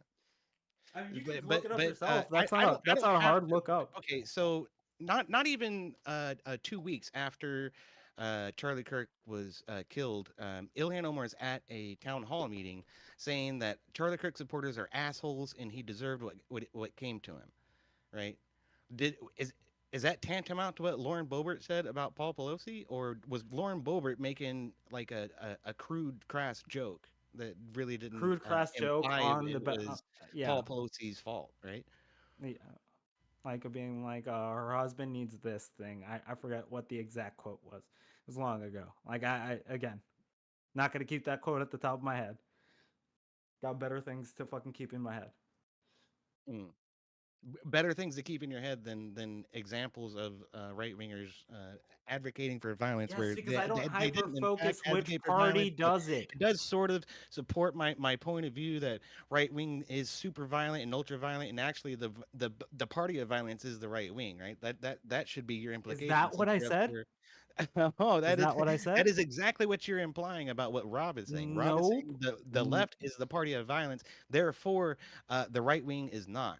So now Nope, because then I you're wouldn't have here saying granted. that Then I wouldn't have a granted defense of the EOD. left EOD. approving of Then I violence wouldn't is have Lauren Boebert granted making a that joke. Democrats are Uh, violent is an okay statement.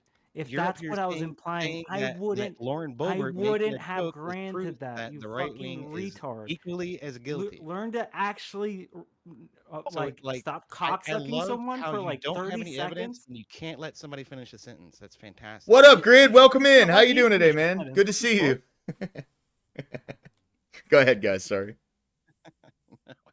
No, this guy has proven every what do we call it, stereotype about left is correct tonight. So I'm happy with that. What's the stereotype? Oh, that you can't let people finish sentences. You don't have any evidence to support your claims, and you just throw out vaporous claims that mean nothing in order to try to make some kind of point, and ultimately you have nothing to support your point except that you Okay, said so so. So I think okay, I so have the tweet from so Paul my or reference to the Major pardons isn't a good Marjorie Taylor reference. Greene. Yeah. Or I know Marjorie Taylor Greene did it. I know there's a couple like Fox News hosts that did it as well. It's just like again at that time I knew all the quotes, but at some point I stopped caring because I'm just like I don't think hyper fixating on which party is fucking advocating for violence is important. I think fucking actually addressing this situation would probably be a better use of my time. Do you want to hear the tweets? I do. I want to hear the tweet. Let's hear it. Okay. October 28th, 2022. Violence and crime are rampant in Joe Biden's America. It shouldn't happen to Paul Pelosi. It shouldn't happen to innocent Americans. It shouldn't happen to me. She, in That sounds like the parentheses, she exact put opposite of what you were saying. swatted 6 Okay, times, violence and death I'll threats look at my every quote on day. my phone then. I've got on October 31st, the same mainstream media Democrat activists that sold conspiracy theories for years about Trump and Russia are now blaming Elon Musk for internet misinformation about Paul Pelosi's friend attacking him with a hammer. The media is the source of misinformation. Hmm. And That doesn't then sound like she's making excuses for the attacker. I have one unrelated, I think it's unrelated to the incident, or maybe not. Is Dave DePape the guy who did it? Yeah, I believe that's correct. Dave DePape was an illegal alien that overstayed his visa and should have been deported. If Paul Pelosi was a 2A supporting gun owner, he could have shot the man that was trying to kill him. It's dangerous Democrat policies that led to Paul Pelosi being attacked. I don't know if he was really a illegal immigrant. He looked awfully white to Was me, he? but Yeah, I think he's making the visa context. So, like, right. he was here on a visa, so he could be European. That's possible. Yeah. Yeah. Still, though, I didn't see anything in there advocating for violence or saying that it was okay or saying that Paul Pelosi had it coming or nothing along those lines. She didn't even bother to say Pelosi supporters are assholes like Ilhan Omar just did the other week. And I can provide a link to that if I need to. But doesn't this really sound out of character for her?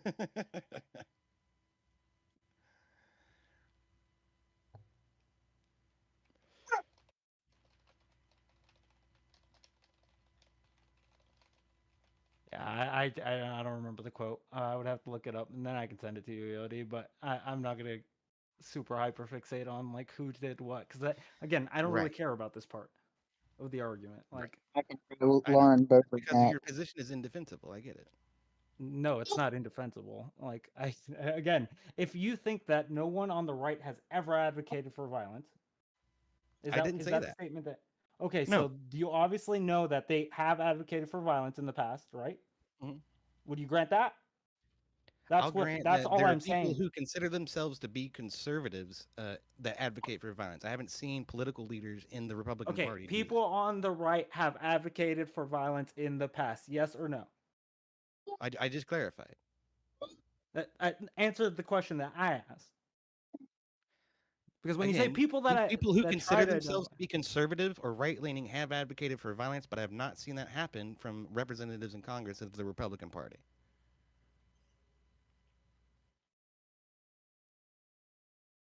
okay, I'll let that go at the moment, just because I don't want to fucking argue about it. What is that not clear enough? What do you want? No, like it's just the levels of grant that you have to go through to fucking not fucking say the thing. It doesn't seem like Lauren Boebert specifically addressed the incident. The Mm. the closest thing to it on November 1st, she was campaigning midterm elections as personal attacks, Oh, and it that's the wasn't like closest. yeah, it wasn't right after. It wasn't right after that. I will grant them that. I think the jokes have come up like fucking 2 years after the fact, but they like still talk about it. Like, it's something to be joked about. Like, but again, By, that's a whole fucking by radical that's a thing that we. individuals scattered across Twitter, perhaps you're correct. But again, this isn't something that's sanctioned by the Republican Party at large. Uh, but it's not really sanctioned by the Democrat Party at large. Again, I presented several pieces of evidence that speak to the opposite of that. At Ilhan large, Omar's you personal rhetoric, give one Ayanna person. Pressley's personal rhetoric, calling Elon Musk a Nazi nepo baby. Okay, every Democrat person in Congress right now has claimed at one point or another that Republicans are Nazis, and that they will not cede power in the upcoming election. This is always the claim. Okay. So how do you deal Okay. with that? What's an appropriate Okay. response to that while we're reading in between lines and trying to Well, understand context behind somebody's one statement? person called him that. I know that for sure. A Nazi nepo One baby, and person called Republicans Nazis. a Nazi nepo baby, to be Oh, precise. Ayanna Pressley. Yes, Ayanna Pressley absolutely said that. Yeah, And that she was quoted one herself person. and posted it on Twitter. And Yeah. I quote tweeted her when she said it. Yeah, and our vice president on a fucking news show called Trump the American Hitler. So Oh I yeah, don't no, know that what wasn't the we're. only time. Bernie Sanders has done it. Ilhan Omar's done it. Ayanna Pressley's done it. Yeah, Who else? so it doesn't seem Rashida like Tlaib has done that's it. a one Uh, side thing. Again, because like our sitting when do Republicans our call our a sitting Democrat vice president our communist? sitting vice president called Trump the American Hitler. I'm sorry to tell you that. That is an exact quote from him. Like that's not even a joke. Like our sitting vice president did that. Uh-huh. So if the threshold is just to call someone a Nazi, then okay, whatever. I bet I could But probably find that one real easy. yeah, that one's easy to find. Everyone reported it when Vance fucking became the VP nominee. Yeah. That's not a hard one to figure. If you think I'm lying about that, EOD, like that's crazy, dude. Like that was like highly reported. No. Yeah. I mean, that's absolutely true. He did call him that at one point.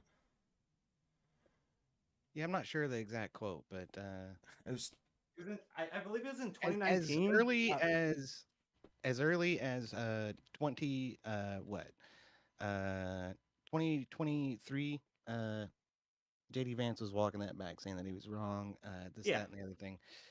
Yeah, But really, there was a lot of anti-Trump sentiment on the right at the first. All right, and after Joe Biden, Well, all of no, that went straight the fuck it's out the not window, about brother. it's not That's what about ended up having the happening there.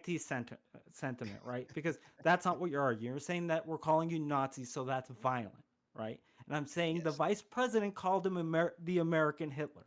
Like, I yes, think he he did. took it a step further, like, That than just saying Nazi. He legit was just like, you're fucking Hitler. Well, he's not the only one who said that, all right? And again, that was Yeah, the that's what I'm norm saying. of the rhetoric of the left at the time. And again, there was a lot of anti-Trump rhetoric in He wasn't 2016. on the left at the time. So it doesn't matter, okay?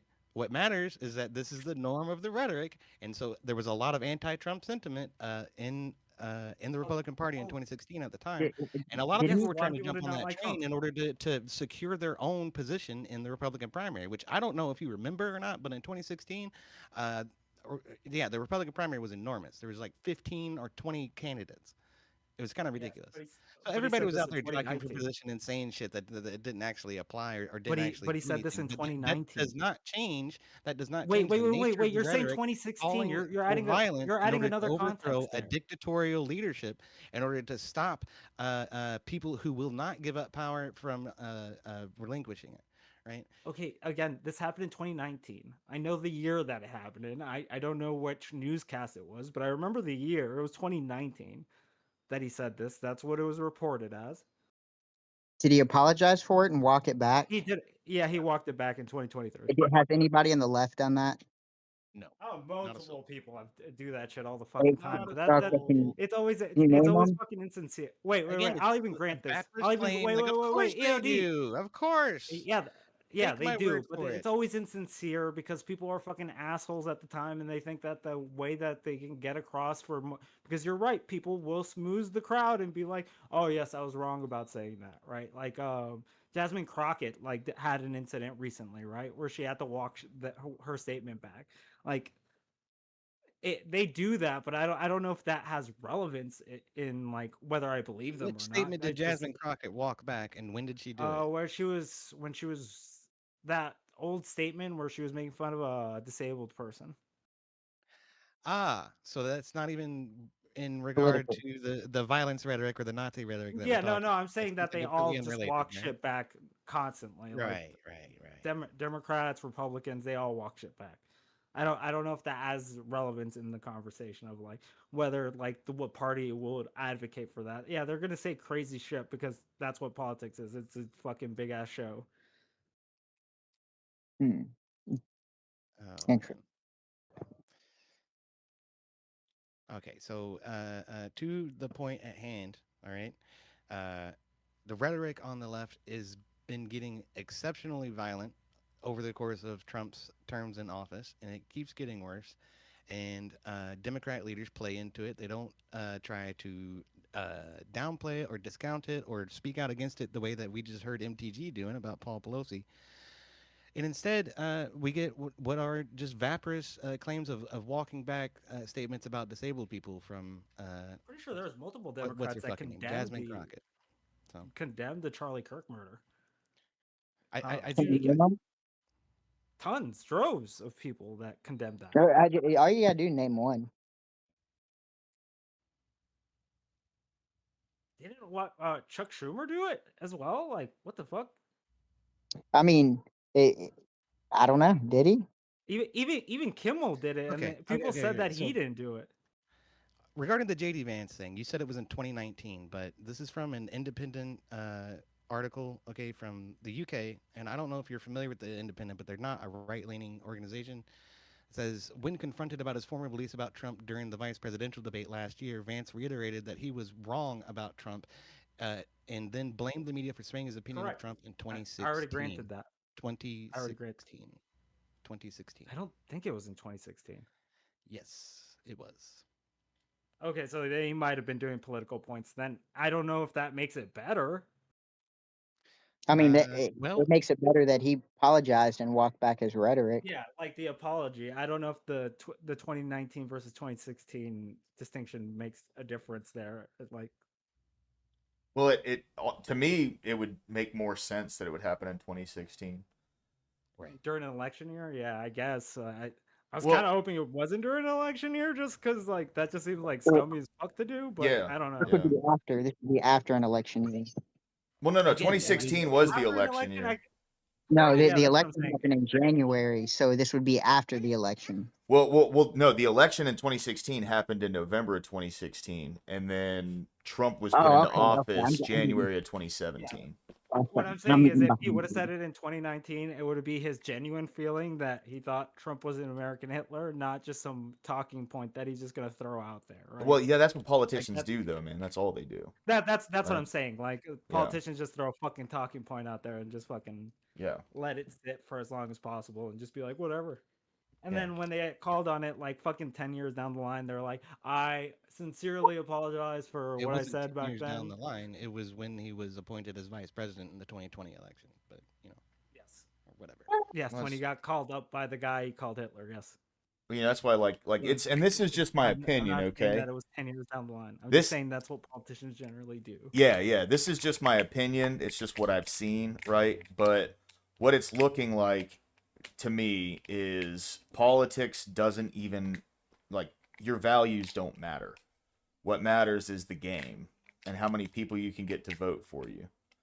That's my true opinion. Again, JD Vance blamed the media for swaying his opinion. And the media is, as we all know, predominantly left wing. All right. Can we agree on that? Well, or you just Yeah. is well, that you just another said red that it herring was- you want to sit here and pick? no. pick Well, apart you for just 20 minutes? you just sat here and told me that it was because of an election year. Now it's the media that No, changed his mind. no. I said it was during an election year because Yes, of the that's media. the reason he would have been saying crazy shit. During the right? election Like, year because of the media. Yeah. Okay. Yeah, but to be fair, you would have to imply that. You can't. I mean, that would be an assumption. Yes, that assumption is generally right, but you would have to assume that. If he truly felt that Trump was that type of person, then he may have been calling him because that's how he felt. Here, I'll link you the article. This As a is direct quote politician, from JD Vance. because It was I- it was he was a- because the media He swayed was a his career opinion. politician at that point, right? Like, or am I mistaken? Like, had he not been elected yet? Yeah, JD Vance was was he He's a senator? career He was politician. senator from Ohio. Yeah. You define career politician as Okay, I don't want to continue harping on the JD Vance thing. Well, that his do wanna say career is- was to be a politician at that time, right? What I Correct. do or want incorrect? to say Yeah. is that not only did he walk it back, but it was because of the media stories that turned out to be dishonest fabrications of his record that he was convinced. Don't care. Okay. Don't care if And he again, walked it back. that boils down to the fact that the media has been calling him a fucking fascist and Hitler and a racist Nazi Okay, since so since he, why since didn't he he- even why started didn't running he in the walk first it- place. So Why all of didn't this he all of walk this it back? stems Wait, from all of this Then stems why- from the fact that the left is the party of violence. It stems from left-wing Okay. rhetoric that decides that someone they don't like and someone they don't agree with has to be removed from office by any means necessary. So why did it take all the way until his VP call up for him to walk I don't it know, back? man. Why don't you add him on Twitter and ask him? But I I think- have okay, a then direct quote during an obviously- interview that says, "I've always been extremely open about the fact that I was wrong about Donald Trump. I was wrong, first of all, because I believe some of the media stories that turned out to be dishonest fabrications of his record." So, like, you just think everything a politician says is factual. They're never gonna do something for political points. They're never gonna do anything for just. Did I make Because that? that's what I was claim? Did I granting you make that before. claim at any point? I said you should add him on Twitter because I don't have a quote pertaining to that. What I do have is You're this using quote right here. you're and I just using read the it. yes, you're using his quote. That's what I'm saying. You're saying that you believe that quote, 100%. That What is his reason do true I have intention to not behind believe it. it. Because you said that it was 2016, so it was an election year, so he's gonna say crazy shit. You said Yes. that. I like, and I granted No, that because no, I'm I just didn't like, say yeah. that. I said that it didn't happen in 2019. It happened in 2016. Again, you continue to inject words into my mouth that I never fucking You made the said claim for. 2016 was an You election just year. hear what you So want to that hear, wait, brother. wait, You're wait, not even wait. fucking No, paying you any said attention to what I'm saying. 2016 You're was like, an oh, this election guy's a year. right winger. I can't be bothered to fucking listen to what he's saying. I have to overtalk him every 3 seconds and then No, the reason I reframe don't his listen to you argument is into because something you're a that I think ginger, I can but actually that's a defend different against thing. because my position is indefensible. That's the Like, fucking reality. if you weren't a ginger, then I might listen to you more frequently. But you know, Jesus Christ. Yeah, sure. Let's blame it on that. That's fine. Or He's I just guess memeing, bro. DOT. He's just You have memeing. nothing to you don't even have a fucking leg to stand on. Also, this came from a text. This wasn't like a public statement or an interview or something like that. A report from the Ohio Capitol Journal revealed that in 2016, Vance texted his then roommate that he thought Trump was America's Hitler. So it was from a private conversation. wait, It's no, he addressed it's not it. even He addressed that. relatable or comparable He to addressed the it on a ideal that fucking. it's not even No, no, no, relatable no. or comparable to He the ideal addressed that that on a Ayanna fucking Presley is public out here speaking publicly to a town hall, or that Ilhan Omar is out here speaking publicly to a town hall or like a public event saying Charlie Kirk supporters are shitheads or pieces of shit. Charlie Kirk got what he deserved. Elon Musk is a Nazi nepo baby. Okay. Okay. What? Okay. So MAGA privately, is the party of fascists, changes. So right? privately changes the context. Then Well, that's a good one, you can Lauren. say shit privately, right? Greatly. Okay, so then that Democrat that Rob Noor uses in that short, where it's like in private messages, he said he wanted someone dead. Oh my goodness sakes! That doesn't count anymore. See now we picked We up can the talk about goalposts up severity. and moved We can it talk over about. to fucking China. Apparently, We can talk. No, you're saying that whether something is said privately or publicly, that changes the context, and I agree to a large degree. But I'm saying like it's not okay. I'm not gonna fucking sit here and be like, oh, it's okay that Democrat did it in fucking private. here's Are, I'm are, not gonna try to the Hey, relevant like context from correct the the short. issue. No, go ahead. Finish your hang on, let's follow this logic. So if I message lower class and say I want all trees to die, trees inferring someone else. If I message him that versus I go out in public in front of an audience and tell the entire audience that I want all trees to die, you think these are the same equivocation or Equivocally, no. The contextual matters there, right? But it doesn't make it right. That's what I'm saying. well, we're not arguing whether it's right. We're arguing that it's different. No, that you're arguing that you're trying to gloss over the fact that he said in a private message. Like he's like, oh, he said in a private message, so it's like, okay, Yes, does because that we're matter? comparing things people say We're in saying public. that they're versus violent. things- No, we're we're sa- saying yeah, that people are violent. That's the argument right now. Hey, boys, well, just hey, no, We're guys, saying that violent was the rhetoric or beginning of not. the conversation. guys, just letting y'all know, I'm gonna let this go for about 5 more minutes, and then we're gonna move on to the next topic. Perfect. No, I'm just pointing out there's a difference between addressing a room full of people and addressing one person in private. Yeah. I've granted that. I said contextually they're different, right? But it doesn't make one thing right. That's the argument that I'm making here. Okay, so great. Well, So the way that plays into the context of the short and what Rob is trying to say is that it goes far beyond just private messages. Private messages is another piece of evidence to throw on the pile, but the real big points for me are the polls that say Democrats approve by the majority of political violence at some point or By the another, way, and like, the rhetoric on top of that. The rhetoric on top of that coming Wait, from people. EOD, no Yeah, memeing, right, no please memeing. Like, finish one wait, goddamn no, sentence. Is that genuine possible question. for you Like to just sit actual, quietly and wait for me to finish what the fuck I'm saying? actual genuine question before we move too far away from it. Does anyone know where that poll is? Like, I actually would be interested in looking for it. Like, that's why I was just like, you mean the just YouGov pause there poll? for like a second. It would be on Yeah. YouGov's website. But like, what would be like? YouGov has a shit ton of shit on there, bro. Like, if you want me to look up specifically. Yes, but they have a filter and they also have a search bar. So yeah, I know they have a can search click on bar. there and I'm search saying for it, like, yeah. what would I be looking up for that? Like, because I tried looking up what it was, but I think I'm getting like different data. My That's dog's why I'm got to just go like, outside. if Okay, anyone let me knows just the finish this specific really quick, one. and then we can hunt down the poll. Okay, are you ready? I need you to sit quietly for 30 fucking seconds. Can you do that?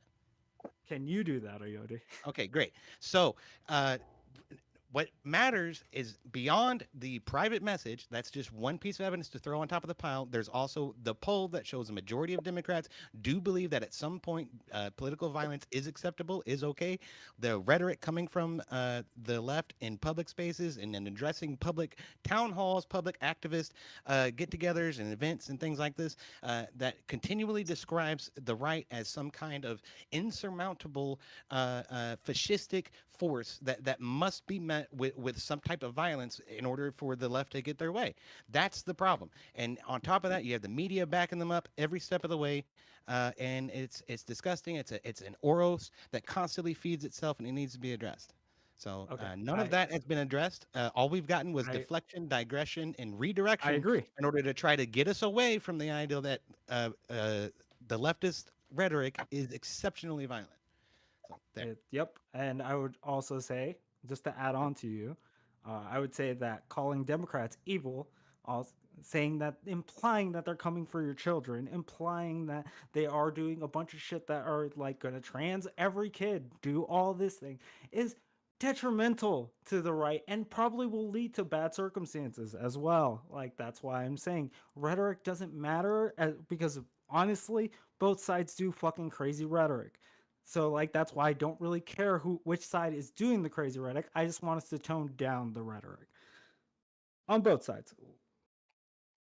But on both sides. Again, we've issued example after example after example of leftists producing violent rhetoric. You've positioned one example that wasn't even a public address and didn't even actually apply because JD Vance ends up walking it back later. The other one that you pointed out was MTG Lauren Boebert trying to call out Paul Pelosi, and neither one of those was reproducible. So vaporous claims, but you still want to say but my both sides. No, I'm saying that both sides use the evil rhetoric, or calling the other side evil, fucking fascist, all these words. That we all do it. Like, that's part of the politic game in the US, and that's why I'm just like, maybe if we turned that down a bit, that would probably solve a lot of the issues that we're having. But if you don't want to agree with that statement, then I don't know what else I can get you to agree to. I agree. Well, I mean, Right-leaning violence should be stopped and condemned. I think generally we do condemn it, which is the difference. Well, I would say the rhetoric. I'm not saying the condemning of violence, because when you're calling someone evil, when you're saying they're coming after your children, when you're saying all these things, obviously you know that most parents, when they hear they're coming after your kids, are going to have a harsh reaction to that, right? And So someone might act up on County. them. You remember Loudoun County? Yes, I remember Loudoun County. Okay, so there was a man's daughter who was sexually assaulted in the bathroom by a student, right? A student claiming to be trans, whatever, could be, but they decided but is in that Loudoun coming County for to allow all your the student children to go into the girl's bathroom, and then this girl was sexually assaulted. What happened to that student? Do you know? Is that coming for your children? Are they coming for your children with that? I don't understand the relevance. I'll get to the point if you can. Okay, well, get to the actual after that incident. Yeah, they did. Loudoun County fucking moved the student to another fucking school. They didn't exactly do much right. to it. That's what that means. That's what that means. They're coming for your children means we are not going to hold criminals responsible. We're just going to move the problem around. That's what that go means? Sexually assault someone else, and lo and behold, 2 weeks later, that same student was involved in another sexual assault. And not until hey then guys, check this out. Check this out. Hey guys, check this out. A peace deal has been signed over in Gaza. I'm done with this conversation, guys. Sorry. So, peace deal has been signed in Gaza. You good, man? It's all right. But I was just like, fuck. Yodi wants to go at it, so fuck it. I'll sit here for a little bit. And But totally I do cool. gotta go. Totally cool. All Thanks for right. letting me on. Yeah, no problem, Hornet. Oh, You're always cool. welcome, man. Come back anytime, dude. Yeah. Yeah, thanks for the discussion. Yeah. So check this out. I forget exactly what time it happened. It was a couple hours ago, I think. Anyway, so what do we know about the hostage release and the Gaza ceasefire? By the way, right? This is one thing that and this isn't even, to me, it's not even like a left-wing thing of uh, people that agree that what's gone on over there has been rough, because, I mean, it's, you know, you can see it from space, how bad it's been. Like, this entire area is completely destroyed. There's areas where you see the craters from the bombs that dropped onto all these, like, these are entire neighborhoods and cities, right, that have been completely wiped out. Some of them they're actually just rubble, you know? And I don't have a side, whether I side with Israel or side with Gaza on this. What's up, Nuxus? Welcome back. I just don't want my tax money funding shit like this. You know what I mean? I think that's a pretty fair position to take. And what do you mean you don't want to pick a side? Right? Like, I'm not either one pro-Israel, side is and I'm right not on. pro-Gaza. Oh shit! My I dog. dislike both sides. That's what I mean by I don't want to pick a side. I don't like either of them. So there's Israel, a lot of reasoning. huh? So there's a lot of reasoning as to why, right? I'm sure. Reasoning is why I don't like either side. Yeah.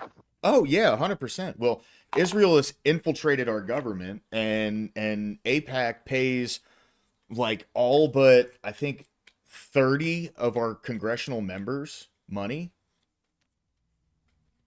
Fuck them. We don't need to I be hear that. paying them money. And Okay, then so- Gaza it's literally like their government structure is a terrorist organization. So Right. fuck them too. I'll concur with that.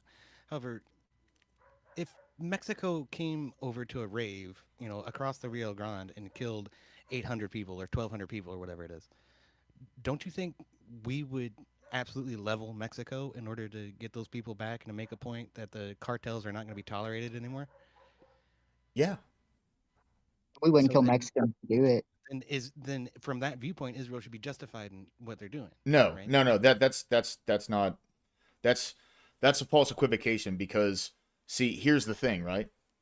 Who would be paying for us leveling Mexico? Well, We would. Israel's not going to give us any money.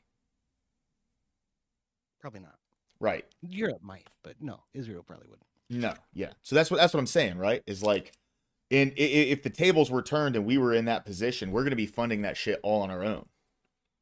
So they can do whatever the fuck they want if it's not my tax money paying for it. I think Israel is part of NATO, right? I don't think so, because if I'm not mistaken, I think that would also mean that they would be part of the nuclear agreement between NATO. Yeah, and they're not.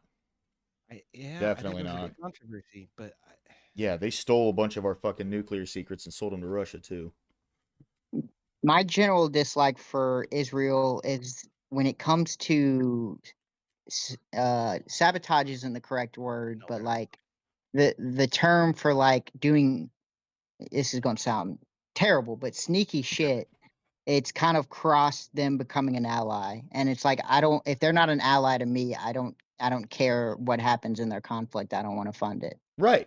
To You me, know? I personally view them as a ally. Ever since the whole Soviet Union scandal, where they were stealing secrets from America, and using that to sell to the Soviet Union, it Yep. comes from their Netanyahu coming to address America on what we should do for war and what we shouldn't do. It's just this general understanding that we have that for some reason they're our ally, and I do not agree with that sentiment. And then, you know what was crazy to me, and this is one thing like that I want to call out like other right wingers for, that really pissed me off, was that motherfucker Netanyahu came to America and he addressed the people, and he thanked us and everything, whatever, for all the money, but then he also said, well, if they destroy us, talking about Iran, next they will come for America. And no one gave a shit about that. But when Zelensky came here and said that same thing, which it's bullshit when both of them say it, by the way, but when Zelensky said the same thing, it was this like big fucking deal. You know? So I'm not a fan of either of these wars. Fuck Ukraine, fuck Israel, fuck Gaza, and fuck Russia, right? Like that's where I'm at with this. Neither of these conflicts that we are actively involved in. Yeah, right, exactly, Doomerang. Neither of these conflicts that we're actively involved in are benefiting America at all. At all. I don't see the benefit of us being allied with Israel, other than there being some form of like monetary thing going on behind the scenes. And I can't prove it, so I'm not going to make that fucking claim, right? But I'll tell you what I am a fan of. I'm a fan of us fucking drone striking cartel leaders' houses. That's fantastic. Those motherfuckers. We that's what we need to be doing. We need to focus on that. I will make the exception that I don't think we should do that if they have their family or kids in there, especially kids. That's Generally, fair. kids. That's fair. The Yeah. wife, it be what it be, but like, I don't know if I can justify going around and bombing kids just from my religion standpoint. Yeah. No, that's fair. I understand that. But if you're smuggling drugs on a little speedboat across the Gulf, hey, fair game. Yeah, 100%. Yeah. Because we know what's on it. They're not attacking fishing boats. That's bullshit. No fishing boats have been bombed. That's just some bullshit rhetoric that's being pushed. It's not actually happening. They know it's not actually happening. If fishing boats are scared to go out in the water, well, don't bring fucking drugs on your fishing boat then, I guess. You know what I mean? Like, And I'm pretty sure the administration's doing its absolute best to avoid falling into the pitfall of striking a civilian ship. 100%. Oh, No, yeah. dude, I know Trump doesn't want that headline over his they've in been his record. You bet your bottom dollar if that had happened, it would be front page news all over the fucking. Yeah, all over the internet. exactly. Yeah. So So the fact that people aren't fucking saying that, and all they're able to say is, "Oh, he's shooting innocent fishing boats," even though we don't know who the fishermen are, what fishing company they belong to. because they're not fishing boats. Exactly. Yeah. It's a lie. And in fact, if I'm Trump, I'm going so far as to push Congress to declare war on cartel. Like, I don't know the names of the cartels specifically, but I would start asking Congress for a declaration of war against these cartel members. You know what would have been funny is if in this Gaza peace deal, Israel was made to hand out beepers to for government in Gaza. I will say that was the most genius way to take out Hamas members was the pager idea, and whoever did that deserves a fucking raise. Oh yeah, 100%. Yeah, because that was brilliant. not only and like I'm not trying to backpat Israel here, right? But like it is what it is, you know. But like I will say it's yes Doomerang based, but I will say this: the bonus of deleting a boat that is that no one can prove there wasn't drugs on it. That's a scary sentiment. It Like I is. said, if they were actually fishing companies that were being attacked, don't you think there'd be outrage about that specific fishing company Yeah. and those Oh, yeah. specific fishermen? They're not even fishing boats. They're little John boats. Yeah. What kind of idiot puts a John boat in the fucking ocean? Okay, a criminal. That's who. Or well, what my thing is, who leaves from a foreign country and crosses a border without any kind of communications and just speeds straight towards a different country? That makes no sense to me whatsoever. Especially in international waters, you're Yeah. gonna run into fucking problems. Right. Right. I mean, they've got radar tracking them. I know they're watching them with drones. Yeah. It's something to where if someone's driving, 5 kilometers into the ocean, they're heading straight for America. They haven't dropped a line there the entire time. Bad luck, Ugly Duck says a Somalian. That's fantastic. No shit, dude. 100%. Dude, I will say some of the best videos I've ever seen online is videos of like Somali pirates speeding up towards like a big boat that they like for some reason assume are completely unarmed, and then the people on the boat just fucking unload into their little like uh little boat, dude. It's fucking hilarious, man. I don't know. It's to me that's the kind of thing that I oh, hold on. Isn't the Canadian Navy a bunch of John boats with gun mounts? Possibly. But they're definitely not Canadian. We'd know about it. We'd know if these were just fishermen, dude. We would know. It would also be weird for the Canadians to be set up in the Gulf Coast, especially on like Yeah, a they're military not. front. They aren't. No, I don't think he was making that argument. I think he was just Okay, speaking my on bad. like the John boat thing. But And we know they're not the Mexican Navy because they don't have sails on them. Oh, the joke didn't land, did it? sorry, I missed it. What'd you say? In Baltimore, Mexico's Navy did like a little parade, or I think it was Baltimore, where their sail struck a bridge and it tore the sail down. I forget what they were. Oh, Yeah, yeah. It was like some type of, I guess, agreement between America and Mexico, and so Mexico was doing a little uh Navy display, and one of their sails on their boats got knocked over. I mean, why do you think we never asked Mexico for military help? You know? Oh yeah, that was the Mexican Navy. Yeah, I don't know why Yeah, they're still running caravels, but what the fuck ever. Yeah, it's all the money the cartel gives them. That's all they can afford. yeah, yeah. They That was I will tell you, lower class, when you have children and you ask your children to help you fix your car, you'll realize why we don't ask Mexico to help us with our military Oh no no no stuff. no no no! I know full damn well why we don't ask them for military assistance. You know what I mean? I understand it. You know, we ask Canada and we don't ask Mexico. That should tell you everything that you should know. You know what I mean? Canada is guilty of war crimes in World War II. That's why we ask Canada. I'm like, do it again, do it again. Yep. Yeah, That do You it don't or get we'll in do trouble. something You do about it. it. that maple Do syrup, something. man. Yeah. All right. So, Well, President Trump. they, Oh, go ahead. my bad, my bad. I was just gonna say Canada's been a little bit more friendly in our lifetime than Mexico has, in a general sense. Yeah, 100%. I don't think we've ever had a war with Canada. Technically we did. French Indian War, wasn't that one? Yeah. Yeah, Was that with and I Canada think or was that with the French? the War of French- 1812.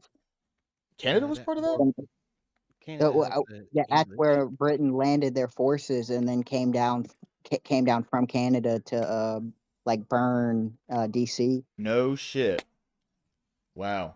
And they were still subject. That's why I say technically, because they were still subject under the king. So I mean, they would have to follow the king's rule. Yeah. Yeah. Yeah. Yeah. See, we fought a war for that. They just asked politely. You know what I mean? Well, they did. I don't know. Are they actually independent? I don't think they are. But... No, dude, they're completely dependent upon us. No, I mean independent of Britain. I don't think they're independent of Britain. So if the UK tells them to do something militaristically, I don't think they're going to argue. That's right? fair. What did what wasn't it like the what did the king say about Canada recently? I forget. I wonder if he gave it to the Native Americans or the Native Canadians. They did declare independence from Britain at some point, but I'm just saying, like, are they honestly independent of Britain? I don't think they are. No, they're not even independent of us, and there's no agreement between us.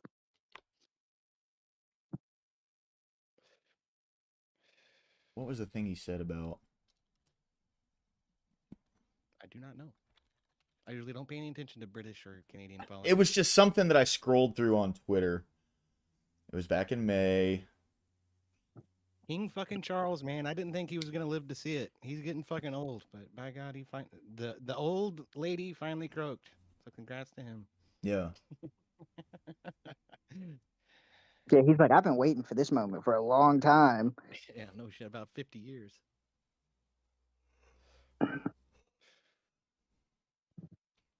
Yeah, there it is. God's favorite aunt says they are independent, but they still recognize the English crown. There you go. Shit. So they're still a Commonwealth state, even though they're quote unquote independent. What is it? Britain abdicated the empire at some point in order to be more progressive, but they're still Commonwealth states all over the world. What? South Africa, Australia, Canada, Guyana in fucking South America. That one's got a sordid past, don't it? Well, Yeah, don't they all? Yeah. Well, as pertains to America, at least. You know, that's where Jim Yeah. Jones took all them folks back in the 70s and Right. made them drink the Kool-Aid. That's where drink the Kool-Aid comes from. Yeah. All right, so Israel released nearly 2,000 Palestinian prisoners and detainees on Monday as part of the ceasefire agreement in exchange for the return of the Israeli hostages. They included 250 people who were serving life sentences and about 700 others who have been detained and held without charges since October 7th, 2023. Why were they not charged? That's crazy. I guess They were prisoners. I guess there weren't like videos and stuff. They couldn't prove a lot of things. All they could go off of was like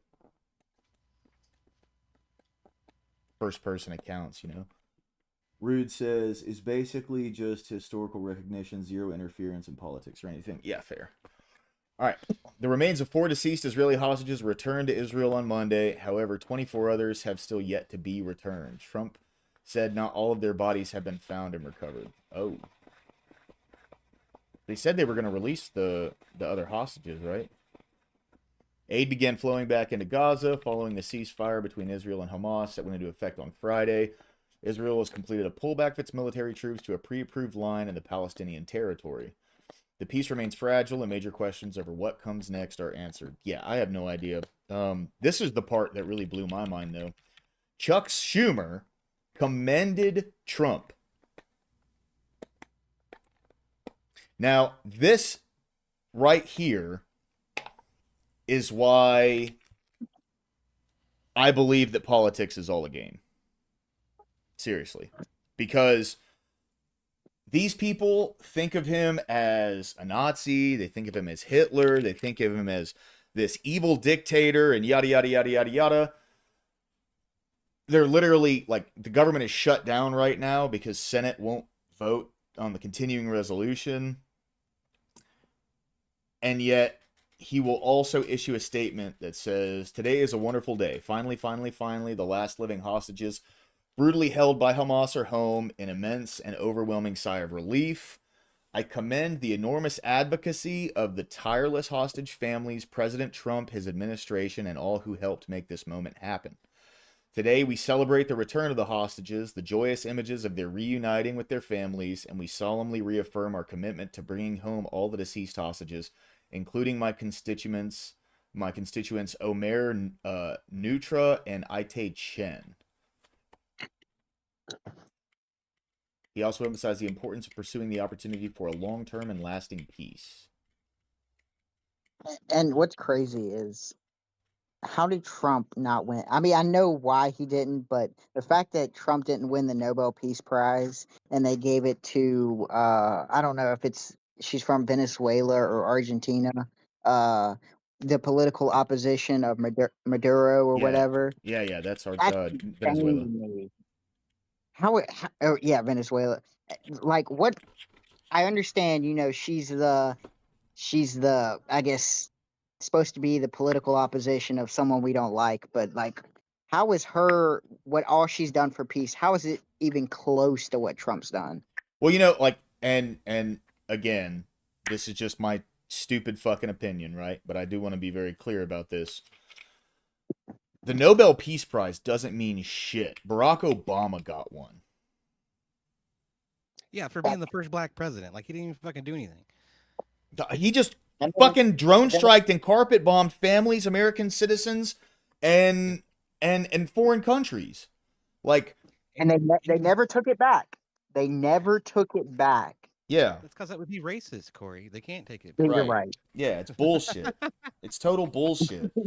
The Nobel Peace Prize is it's a hack, dude. He did nothing for peace. He never did anything for peace. And ever since he's been president, tensions in the country have risen through the roof. Oh yeah, that's fair. So Neither I of them mean, started under Barack Obama. That's true. so I mean, like, you know, he He's hasn't only done scandal. shit. Dude. Just saying. All right, I'm done with the Dusty thing. I thought there was going to be a lot more to it, but it seems like it's No, it was as simple as it can get. Like it Yeah. wasn't some drawn out like I hate you, blah blah blah. I will say, lower think that's class, if what you do Dusty get some wants. time, watch the rest of that video because I don't want to say it shouldn't change your personal opinion on either one of them, but it does lay out some facts that I think are crucial to the case. yeah. Black Elk is excellent about that. All right, like he's always good at making sure that the context is preserved. That's why it's a half-hour video and it's not a 4-second clip, right? Yeah. So I want to see that the Black Israelites versus the. But I didn't know if it was going to be funny because that dude's normally like. Yeah, I guess. Yeah, he was in the Impractical Jokers. Is Matan okay. friendly with people watching his stuff? I have Hassan. Matan event. I have Matan. no idea. I don't know who that is. He's guy on the the little far kid that says edgy things. He's the one that got Tim Pool to take off his beanie and show his bald Yeah, head. he gave him money for it. What was it? $10,000, something like that. I think it was like $20. Oh, Yeah. was it $20? Yeah, Yeah. I don't think Tim Pool really even cares. I think he just does it for the brand, right? Like, Dude, Yeah. I don't know. I've seen him be very vehement about not taking the beanie off. That it's something about protecting his identity. But yeah, it turns out he's totally fucking bald under there. oh, I don't think he needs to protect his identity anymore, bro. He's had bomb threats and people like showing up Yeah, to maybe his that's studio and stuff. He probably That's already why he's knows. weak Like, about it. yeah, I think it's more of a demand thing. So he always talks about like even when he's forced to wear suits for certain occasions, he'll still wear it on. To him, it's like it's a reflection of when he was younger, and like yeah, I guess he's very prideful with that because he's got that skater mentality or that I guess alternate culture type personality. So it kind of fits him. I don't know. this He's is also like a a 2-hour self-made video. man, right? Like I remember watching Tim Pool when he was in like a one-bedroom fucking apartment in DC. Yep. Right. Yep. Just talking to his computer, Well, you know. When Welcome I back. I was taking I was in Greenville Tech, and a friend of mine, it's like a local community college, and they had a journalism course, and my friend was taking it at the time, and I think at the time Tim Pool was over there in Sweden talking about the no-go zones, and that's when I got introduced to all his stuff. So I was huge into journalism, the cool kind, not the MSNBC kind.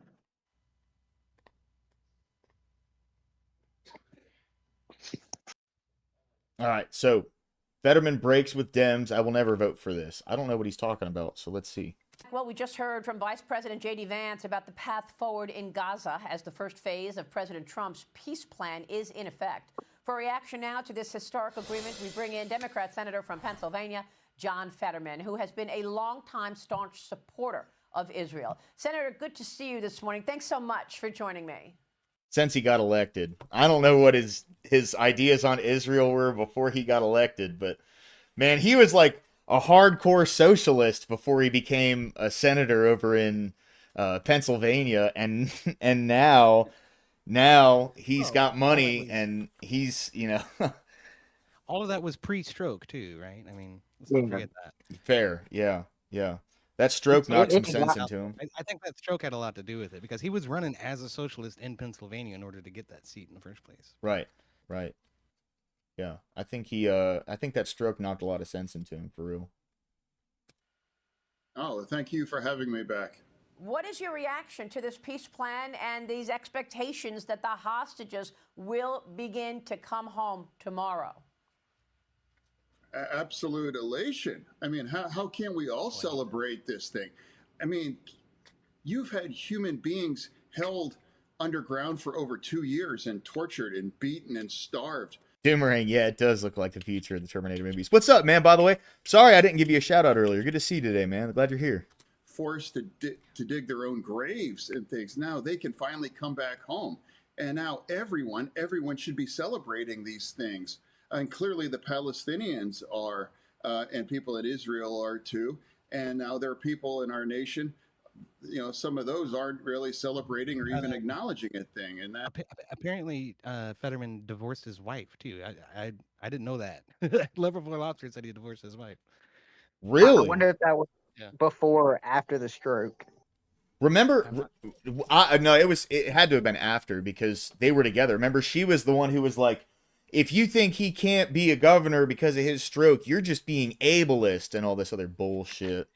I remember that. Yeah. Yeah. So she was probably the fucking hyper I was gonna left. say that same thing. Yeah. Yeah.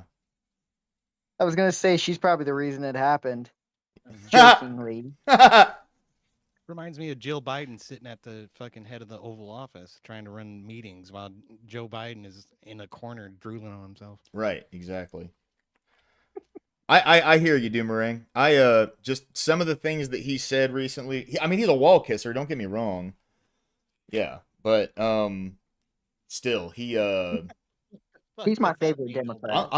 he is a wall kisser, bro. But in respect to the Wailing Wall in fucking yes, yeah. Jerusalem is somehow marks you as a Zionist.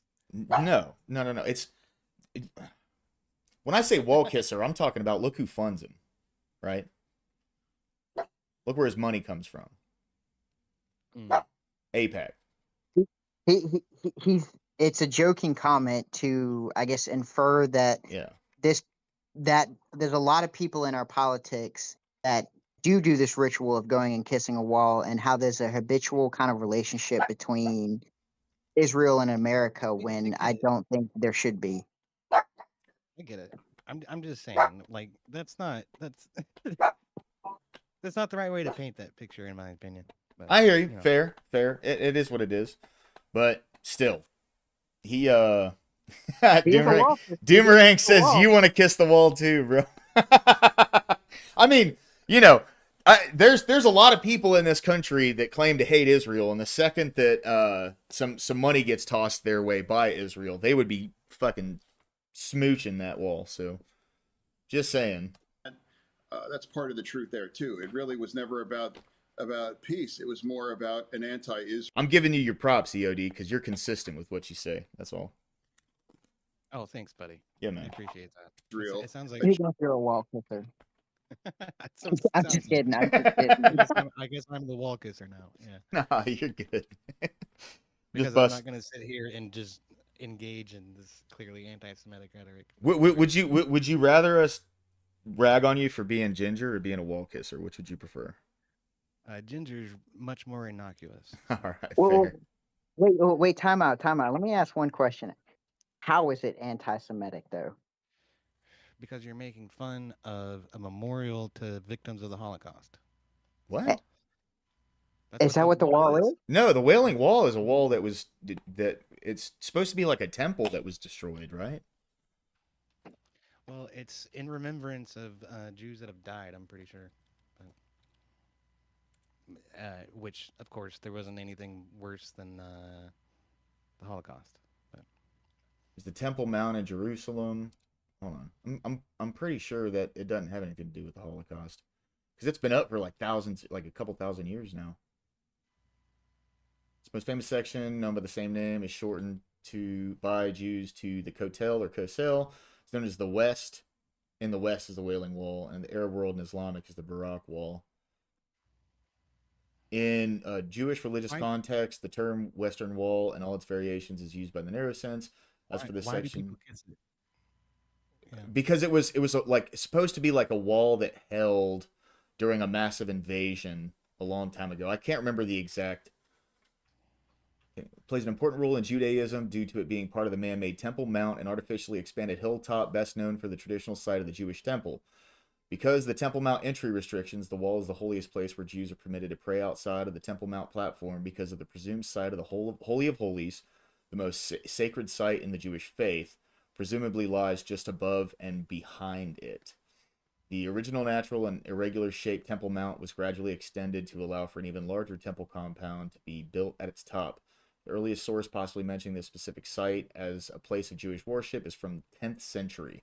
The Western Wall, in the narrow sense, referring to the section used for Jewish prayer, is also known as the Wailing Wall in reference to the practice of Jews weeping at the site. During the period of Christian Roman rule over Jerusalem, 324 to 638, Jews were completely barred from Jerusalem except on Tisha B'Av, the day of the national mourning for the temples. So it's like a mourning of temples that fell a long time ago. Yeah, that's all.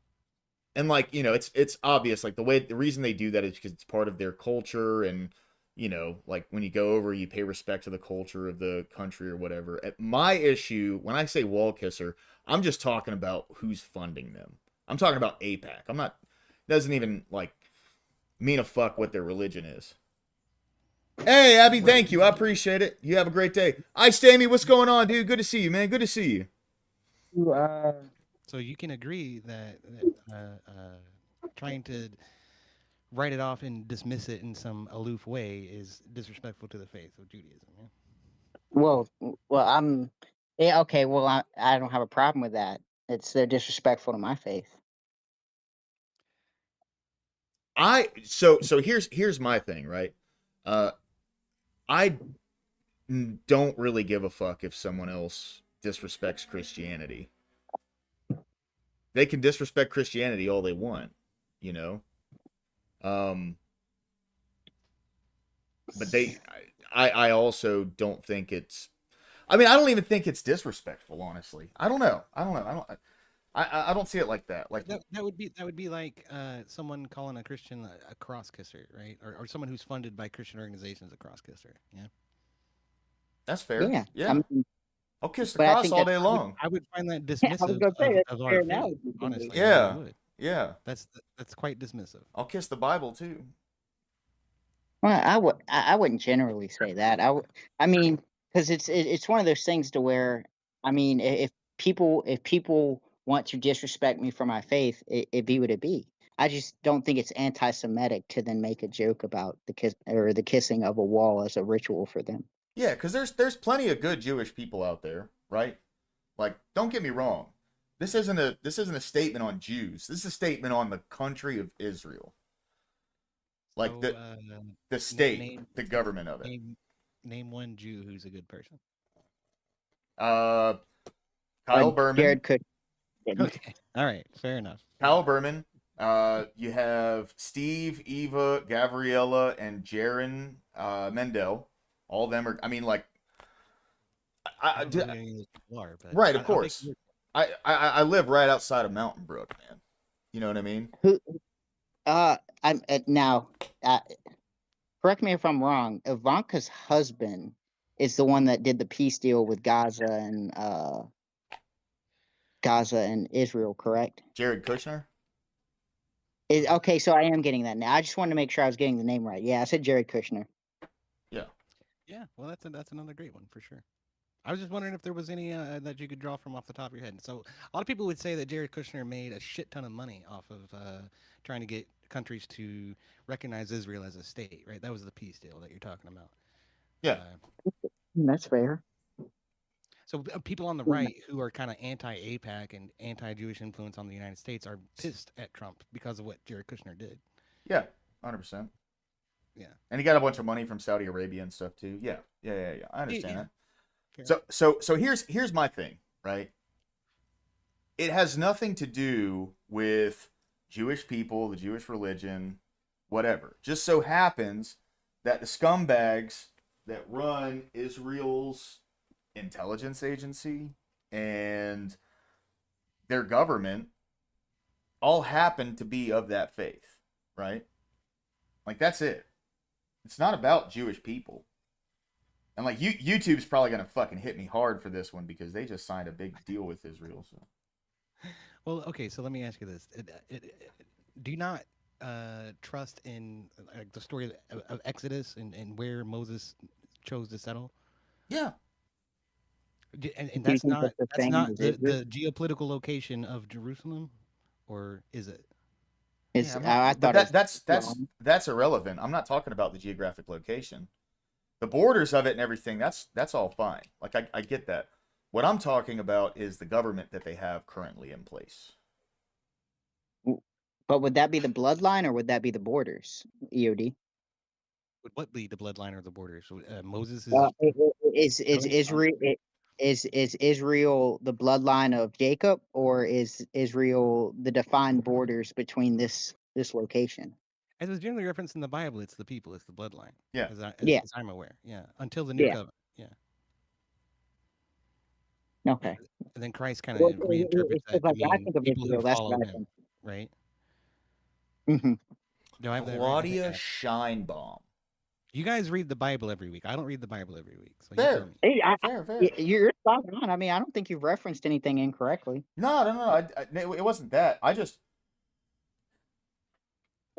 think to a large degree, when this conversation comes up, a lot of people immediately like blanket when you say something like Israel. You're meaning all people who are Jewish. That's not what I'm referencing here. What I'm referencing here is Israel. There's shitheads who are Jewish. There's shitheads who are Christian. Shitheads who are Muslim. Whatever. I'm much more against Islam spreading than I am Judaism or Christianity because, well, I'm for Christianity spreading. Yeah, I tend to agree with that. I think Christianity and Judaism kind of overlap in a lot of ways, and people tend to forget that sometimes. But okay, so one of my favorite people who is Jewish is Zachary Gelby. He just showed up in my chat. He says, God also promised that land to the Jews. That was his first covenant, was the promised land. You remember the promised land? Again, that's out of Exodus. So yes, well, that's what I'm to be saying. fair, It has nothing to do with the borders, right? It has to do with their current government. Their current government. I agree. That tends to be secular and sort of embraces progressive ideals a little bit too extremely sometimes. I'll agree with that. No, and they bomb other countries, and then we have to come clean the mess up, and you know. But we didn't have to do that with Gaza, thank goodness. No, well, I mean, that's what we just did. We just did. We're signing the peace deal right now. We're the ones that had to get involved. You know. Then let's clarify what you mean by we have to go in and clean it up. With Syria, we had to engage in military action, right? Fair. In Lebanon, we had to threaten it, and in Gaza, we did neither of those things. No, we definitely threatened them. Remember, Trump said if you don't release the hostages, it's like hell will rain down fire on you. You know what I mean? It was something to that effect. I don't know exactly what the quote was, but he'd been threatening Hamas for a long time. You know, but like that's besides the point. What I'm saying is, you know, like with Iran, right? Like Iran, that ended when we bombed that nuclear facility. Exactly. So we had to go in and clean it up. Yes, I agree. That did not happen with Gaza. Instead, it happened politically through what do we call this? Diplomacy, right? Instead of America being militarily involved. Yeah, but we still had to clean it all up. This was Trump. You know what I mean? This peace deal in Gaza, this was Trump. He has been forming this coalition in the Middle East all year now. And all of these different countries, Qatar, Saudi Arabia, the UAE, all these countries are coming together. Egypt, they're all coming together because of him to work with Israel on stopping everything going over there. You know? So it's just that's the thing. Maybe we didn't have to drop bombs or anything, and that's great, right? I'm glad that we didn't drop any bombs over there. But it's just the fact that they haul off and do some shit, and then we're the ones that are the fucking pit bull on a leash that's like, you know, barking and biting.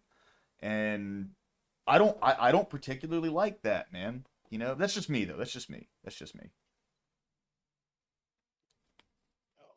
Okay, I'm sorry. I'm back. Good, I'm man. trying to turn on my air conditioner right now. What is it? Zach said Trump was saying that he was going to let Israel just finish the job. That's what he was threatening. And I tend to agree. That's the rhetoric that I've been hearing from Trump on this issue is to let Israel do what Israel is doing, and that they're justified in their response. So, right? Let's see, hold on. I mean, I guess I don't necessarily agree. I guess I don't necessarily disagree with that position. I think The only problem is the more and more Israel goes down this path, the more and more the world views them a certain way. And I would say that's probably something that Netanyahu should be aware about, because it's not right that the world views him this way, but unfortunately we can't control the opinion Yeah, of the Zach. world.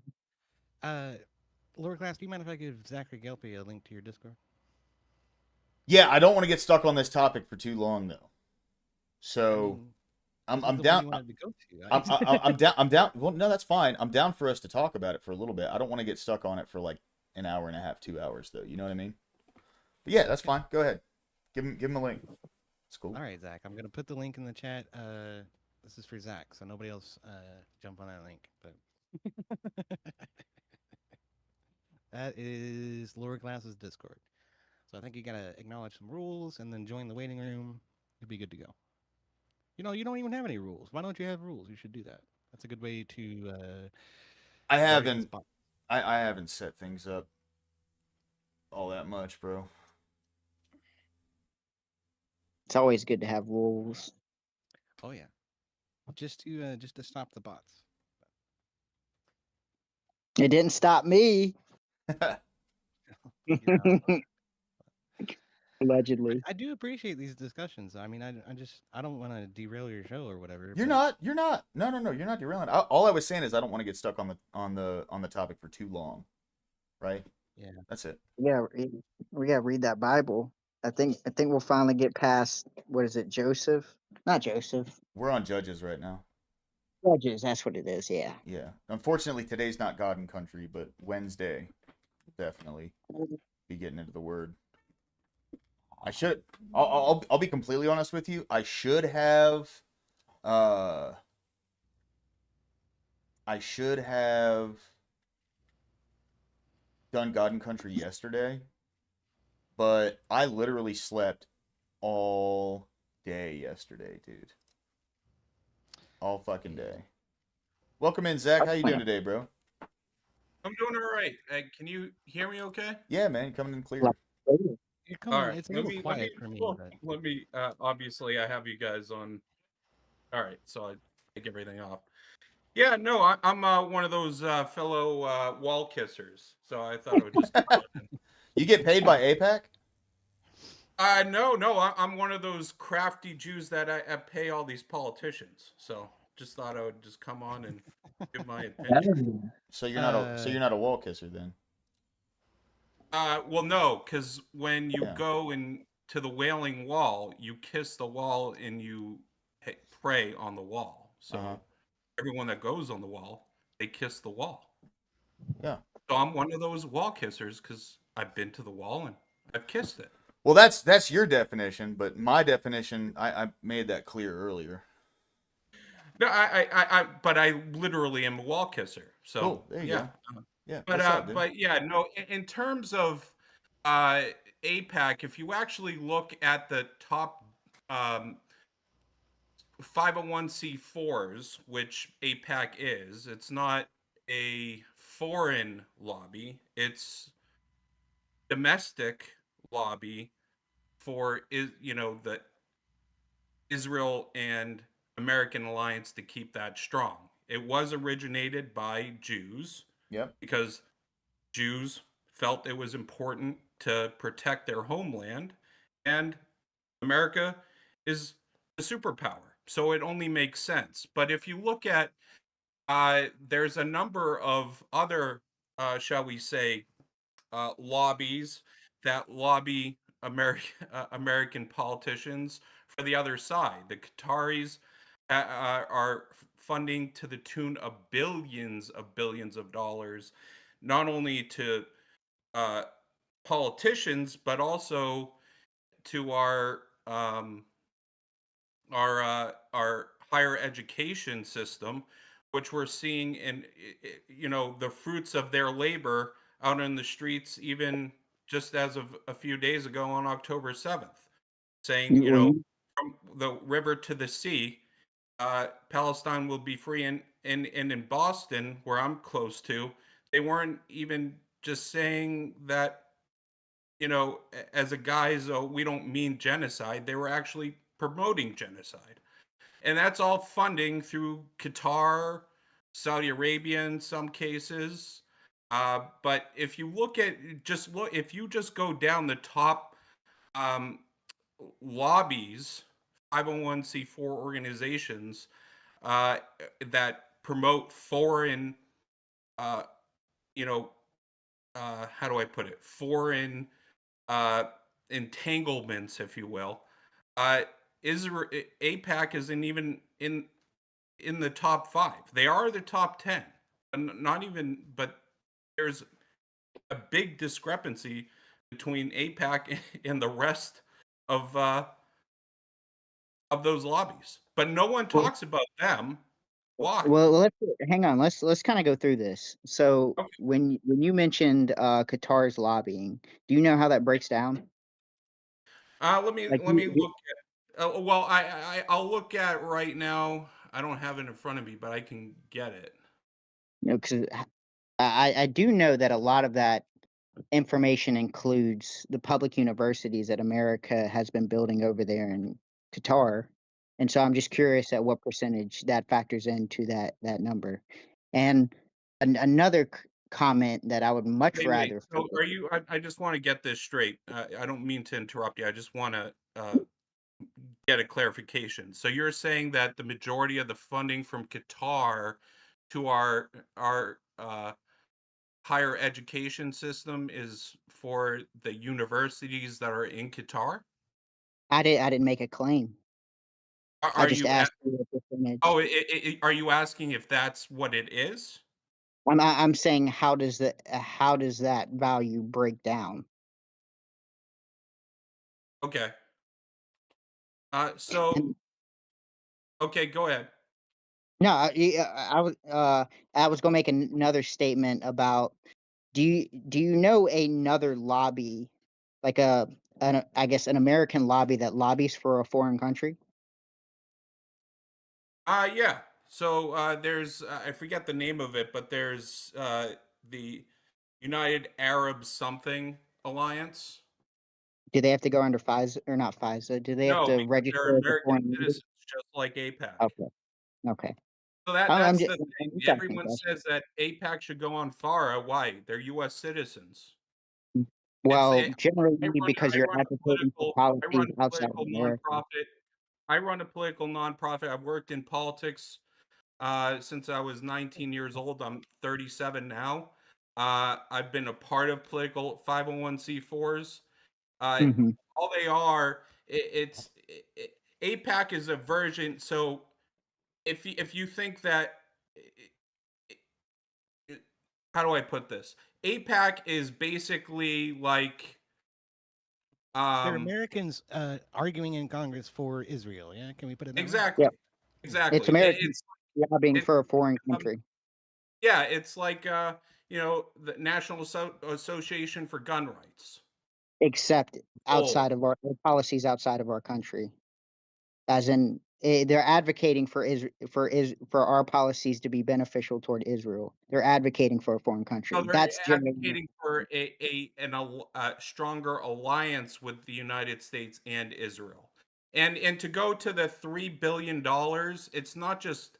Do you think that I just have a question for you guys? Do you think that that's just funding, like just cash going to Israel? no. Okay, well then what is it? I Military aid. believe does it also include military aid? Okay, so you're right. It is military aid. Do you think it's just like $3 billion worth of free missiles or small arms or what have you going to Israel? No, I would presume it's generally the agreements of a contract in which it could be anything from aid to bullets to weapons to intelligence. Well, Okay. I mean, not all of So that $3 billion what it military aid, really right? is No. it's That includes the port. basically $3 billion worth of um how should I put it? Like coupons Material. Yeah. for Israel to spend on US military technology Hmm. while having the U.S. having exclusive rights to Israel only spending money on their foreign military technology, or military, whether it's missiles, whatever. They only can buy U.S.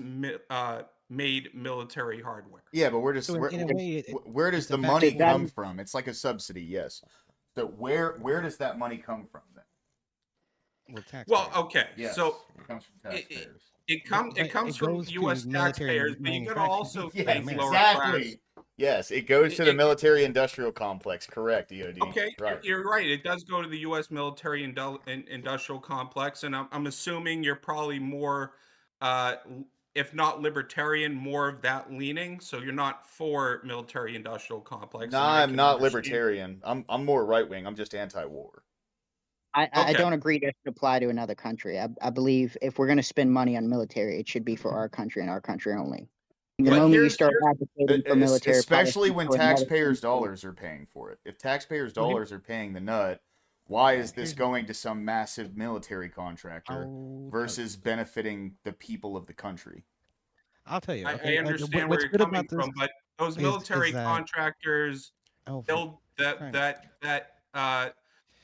whatever widget they're building, and they have American people building them, part of their workforce, correct? So it is benefiting those people, which in turn benefits It's a the country. multi-trillion-dollar But industry in the United moreover, States to produce just one weapons. other thing I And just want to if say we can real quick. guarantee a customer in the Middle East that's going to share intelligence with us and use our military hardware exclusively, that benefits all of the people who are part of that trillion-dollar industry.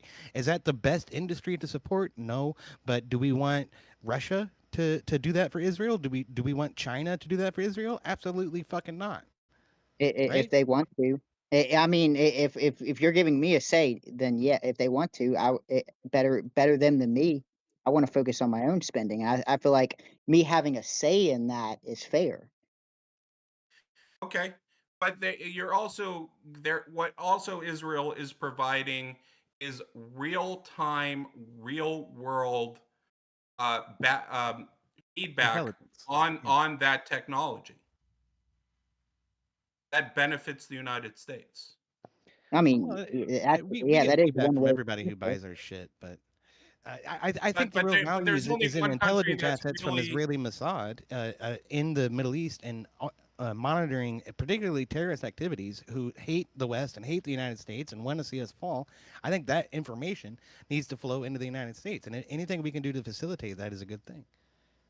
yeah, but there's only two countries right now that's using U.S. hardware in real time, and Israel has been doing it longer.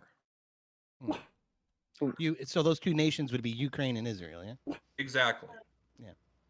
Yeah. I mean, you wouldn't count countries like, if I'm not mistaken, did we not send Pakistan fighter jets? Would that wouldn't be real time, would it? Because they're not So involved in a war, we yeah. I don't know. I can't answer that definitively if we have or if we haven't, and we may have. We may have. But the thing with Pakistan is they've been in one big war in the recent what let's say 20 years that just Mhm. recently subsided with India. India. And now they're in kind of a skirmish with Afghanistan. So Mhm. again, there's only one country that, I mean, for the past, let's say, 50 years, we've been giving them some of our technology, not even our Mhm. best stuff, just some of our technology, and getting real time, actionable intelligence on how that military hardware works, so that benefits our guys Yeah, it definitely without benefits us. using The other thing our is soldiers to do so. Israel is also one of the only countries that's invested in the F-35. So that's actually new technology that's relevant to our troops on the ground. Whereas stuff like the F-16 or the F-14 that we would sell to a country like Pakistan is outdated technology that we don't even use Yeah, anymore. the F-16 is like 15 Well, years old or 50 years old. I 50, wouldn't say 50 or I 60, wouldn't say yeah. everything's, a negative, I guess, agreement toward them. If we could focus back on the donation or the APAC, does this include donations that APAC procures from other Americans? Oh, I can answer this directly. Being a 501c4 organization, just like mine, we can't Hmm. accept foreign donations. That's actually one of the main reasons they were saying that Charlie Kirk was offered $150 million from Bibi Netanyahu, which is total bullshit because by law, he couldn't even accept it. So you can't donate to APAC? I'm an American citizen. I can donate to APAC. Well, that's what I was asking. Like, Yeah, I'm saying does that number? a foreign nation can't donate to APAC. I It's didn't ask against that. the I law. said American citizen. I said it's just because now we have donations that are being used in APAC to then lobby for a foreign nation, and I'm asking, does I guess the money that APAC uses to lobby um for I guess a foreign nation, is that money accounted for, and do we know about that? Okay, so how 501c4s work, including mine, is the donations aren't like what you give directly to like a candidate or a PAC. Part of the benefit of giving to a 501c4 is that it's confidential. So if you were to give to, let's say, National Association for Gun Rights, they don't disclose their donors to, uh, it's not disclosed to the general public. The only people that know about that said donation is the IRS. The IRS Hmm. knows all of the donors, including is obviously the organization knows all the donors, but no one else. It's not public knowledge. That's part of the benefit of giving to any 501c4 organization. That's why and also the other benefit is they can give as much as they want to a 501c4. The deterrent to a 501c4 organization is it's not tax deductible. It's kind of funny that the more an organization can directly affect politicians negatively, they make it harder for you to to actually garner donors. Meaning, like How a do they define 501c3 negatively? organization, like the Heritage Foundation or Cato or any of these think tanks, they can't direct lobby. It can't do any grassroots lobbying. So like they have the benefit, and it is also so so they can't direct lobby, so they get the tax deduction. Um, Whereas with a 501c4 organization, uh, they don't have they can direct lobby and they can directly affect um, basically politicians in a negative sense so that uh, they don't get that tax deduction. When you said affect negatively, what defines negatively? Okay, so what my organization does, and in a lot of them, let's say, we're pushing for a right to work law, national right to work law. Are you guys familiar with the right to work? Hmm. Okay, At least in my so state, let's I say yeah. your state is right to work. So I used to Yeah. work for the National Right to Work Committee. So what we would do is we would go into states and we would push for right to work laws. Hmm. Now, we would force votes on those laws.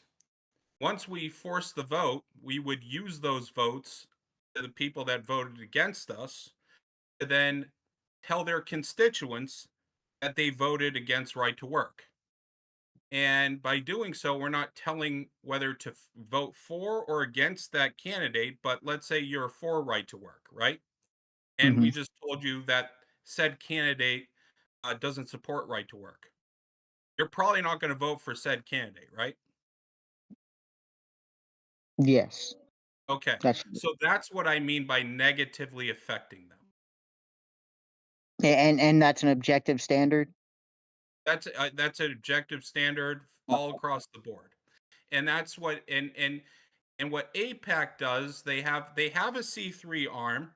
They have a 501c3, which is more of a think tank, white paper, type of organization. But they also have a C4 type of organization where then they also have a PAC where you can see who directly donates to the PAC. Most of that though is the organization siphoning money from the C4 to other organizations to the pack. I don't want to go into detail on that because that's kind of proprietary.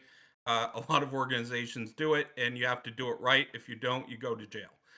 So I don't want to broadcast that totally, but that's basically how it works. And in total, if you just look at a lot of these organizations or candidates, APAC isn't even their biggest donor. And a lot of these candidates, they're not even close to their biggest donor. Byron Donalds raised $13 million for his race. Do you know how much APAC gave him?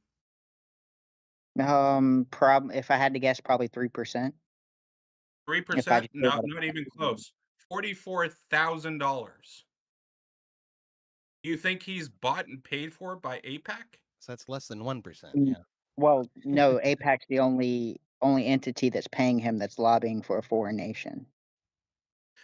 Uh, well, that possibly could be true. I don't know what other organizations. I didn't look into it deeply, but Mhm. UNRWA. That's that organization that I'm looking for. Let me get it. They're the Arab lobby. Uh, I just want to clarify my position on this before. Is like I don't necessarily agree that the military-industrial complex in the United States is the best thing to fund. That's probably not true. But the fact that we have this relationship with Israel is beneficial to the United States to whatever degree. Could it be better? Sure. Could we take the money and do better things with it? Be more humanitarian with it? Absolutely. You can say that about anything. But the military-industrial complex is a large part of our economy, whether we like it or not. In the fact that our military hardware is dominating in the field is good for us and it's good for our allies, and I don't see that as a problem. I think that's a good thing. So when Another it question comes I to had. APAC, I agree that the influence that APAC has on Congress is completely overblown. Anybody who gets money from APAC is suddenly bought by the Jews and is a wall kisser. I think that's ridiculous rhetoric. I think it's blowing things out of proportion. Did they promote the Iraq War? Did the APAC Actually, lobby? no. That's another misnomer. The Israeli government, Ariel Sharon at the time, was begging George W. Bush to not go into Iraq because Iraq was the direct enemy to Iran, which was Israel's biggest enemy.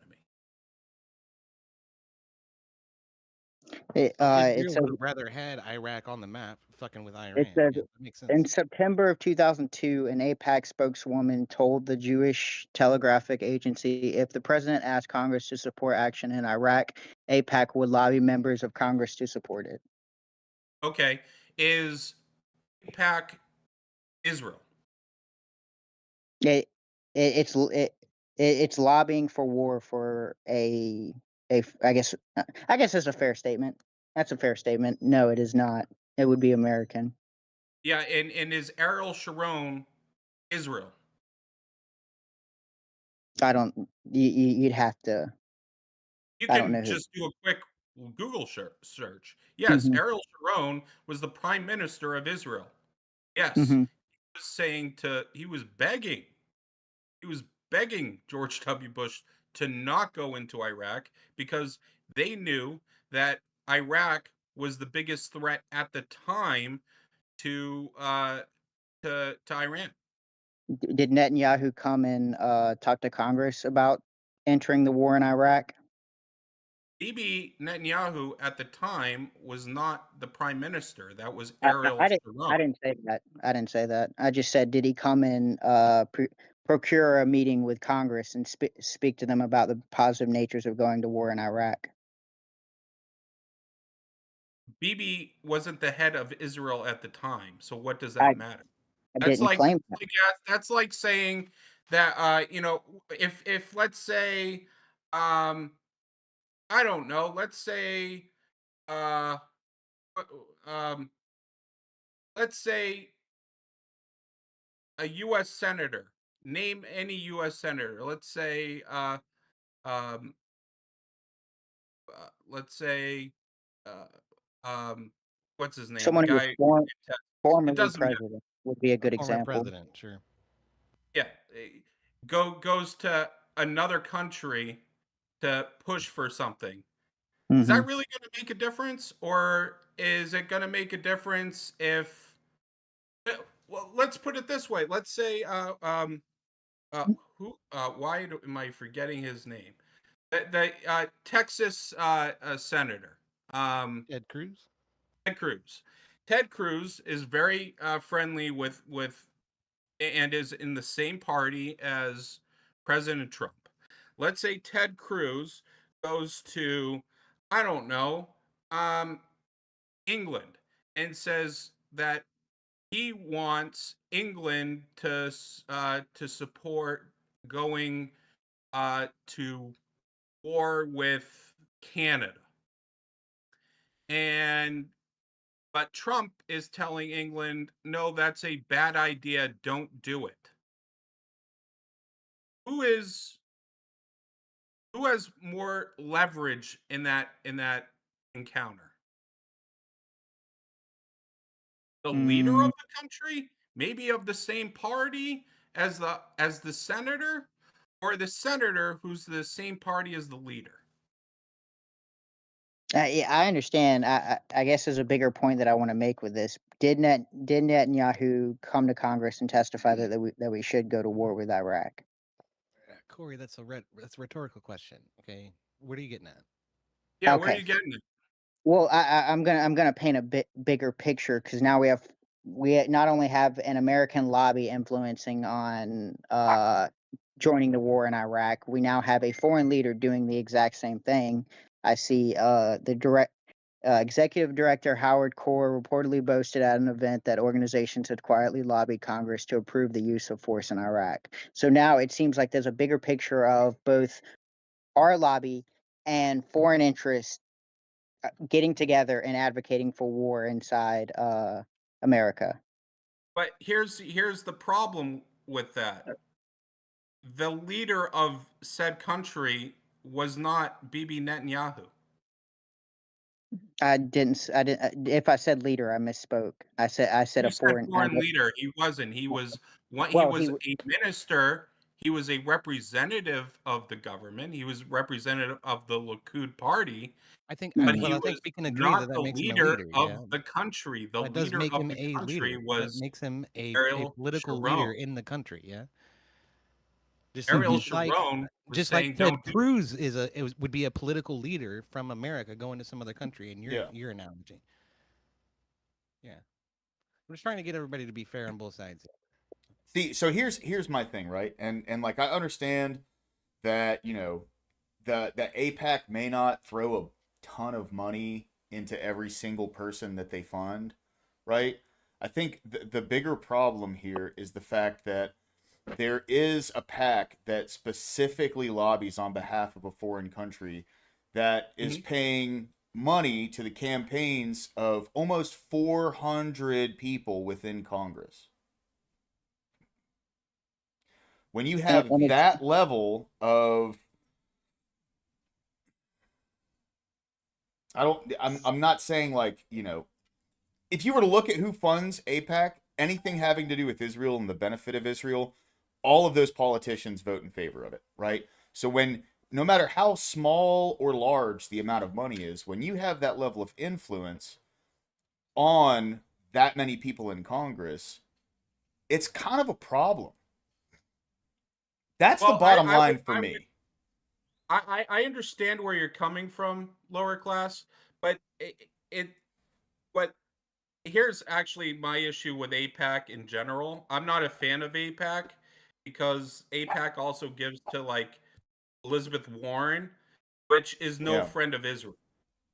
So what uh the way I look at APAC is uh they're like the National Association for Gun Rights, or not National Association for Gun Rights, the National Rifle Association. Excuse me.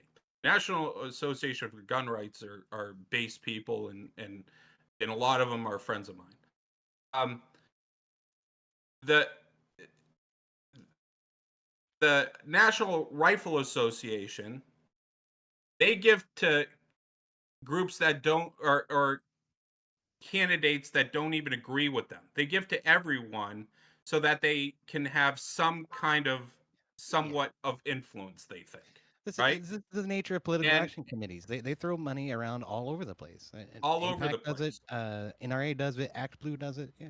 Yeah, but Yeah. all of those associations deal specifically with America and the homeland and not foreign interests, right? But that's not my argument. My argument is they give to everyone, just like APAC gives to everyone, but they also give to people that are antithetical to them.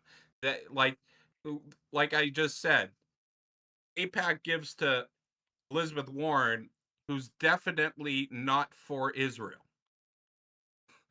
So like their influence is not as diabolical as people like to make them out to be.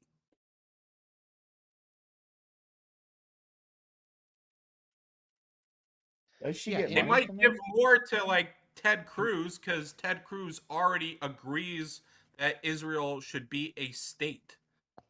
Yeah. And He's to already a suggest that. Zionist, so yeah, they're going to give more money to him because he's already on their side.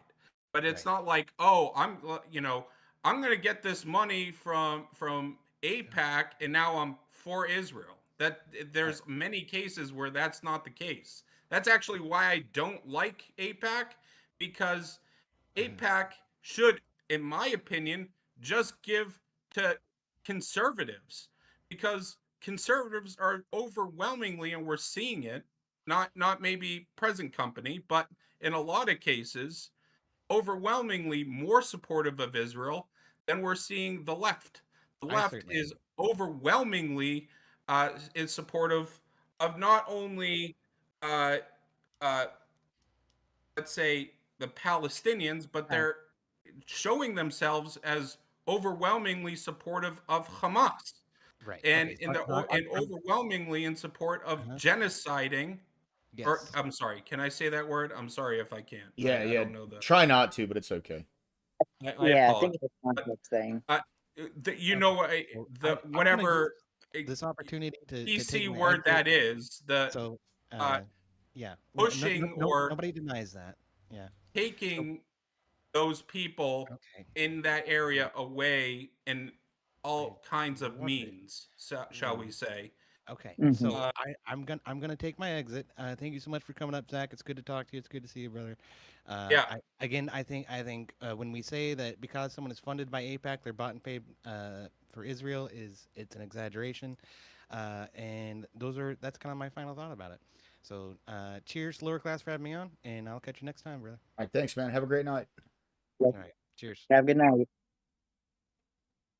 I'm sorry if I got you guys in No, trouble. no, you're good. No, you It, didn't, I bro. really, You're fine. I'm you're new good. to this kind of game, so I apologize. I You're didn't good, mean man. I Don't worry didn't about mean it. I guess because I do try and be wary to separate myself or separate the political side of Israel from the people side of Israel, because the Jewish people are having to deal with a great evil that I myself in America do not have to deal with. I guess the biggest drawback I have is that APAC was an American organization that lobbied for the Iraq War, which ultimately ended up to be one of the most devastating American policies, probably besides Afghanistan, in American history. And it was all over a lie. And then not only do we have an American lobby that's doing this, we also have foreign previous leader come over and advocate for the same thing that this lobby was advocating for. And so it does draw some concern to me. But saying that, every understand that. foreign lobby that lobbies for America for any type of policy change, that to me, I don't think should be a possibility. I don't think we should have any foreign nation, whether they declare themselves or not, they should not be putting money into the American politics. I understand where you're coming from, but it's not, again, APAC is not a foreign entity. It's Americans. Jewish Americans have every right to promote whatever they want, just like Christian Americans should promote whatever they want. I'm a big fan of Andrew Wilson, and I actually do promote that Christianity should have more of a forefront in this country than it has.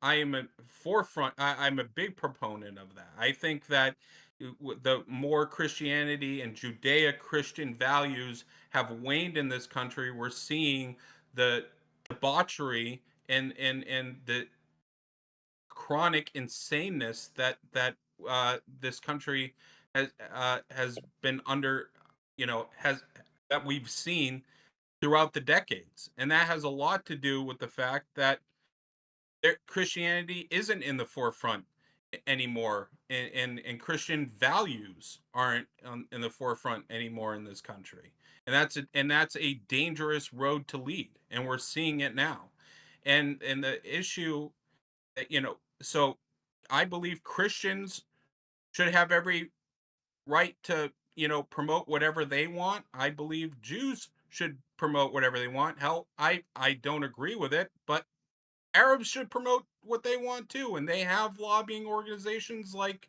I just looked it up, the Arab American Institute.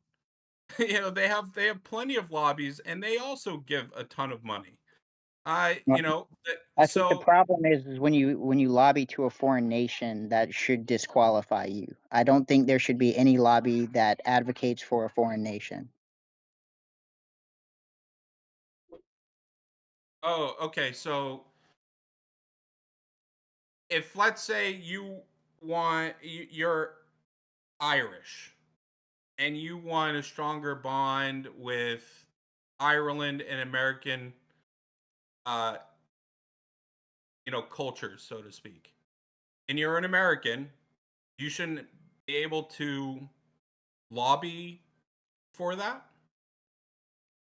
Um, I I should I shouldn't lobby for policies done from America that spends my taxpayers to another foreign nation. No. Okay. So so how so there's no, so what can we lobby for as Americans? Mm, any Domestic policy. That's yeah, what. Just anything that's domestic, domestic no foreign policy. policy whatsoever. Correct. Mm, No, well, we should well, there well, shouldn't be money moving around for foreign policy. It should be brought to a vote by the people, right? So, but lobbying is part of that process. That's just money So getting moved around, dude. That's all lobbying is. That's the no, problem no, that lobbying I have a is problem with lobbying in general, let alone it being for foreign nations.